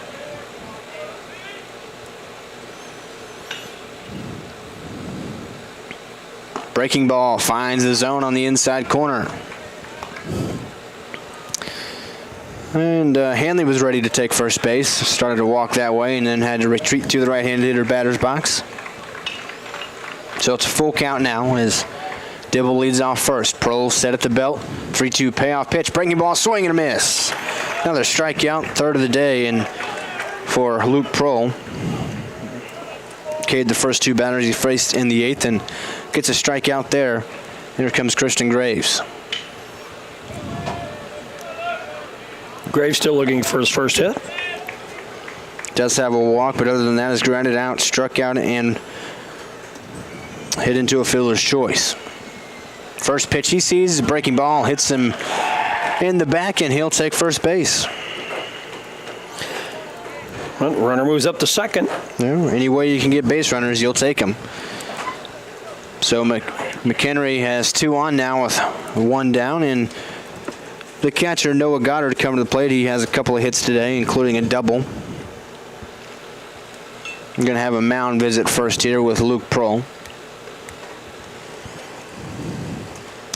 Wabash Valley and Iowa Western will face off after this game as the Midwest District Tournament continues here at Fournier Field and on News Channel 15 YouTube. And all the games will be streamed, regardless of whether the host school is in the tournament the final day or not, as we did last week with the Region 24 tournament. So wherever you're watching today, whether Crystal Lake or in Iowa or in the Carterville, Southern Illinois area, rest assured we will have all the games for you.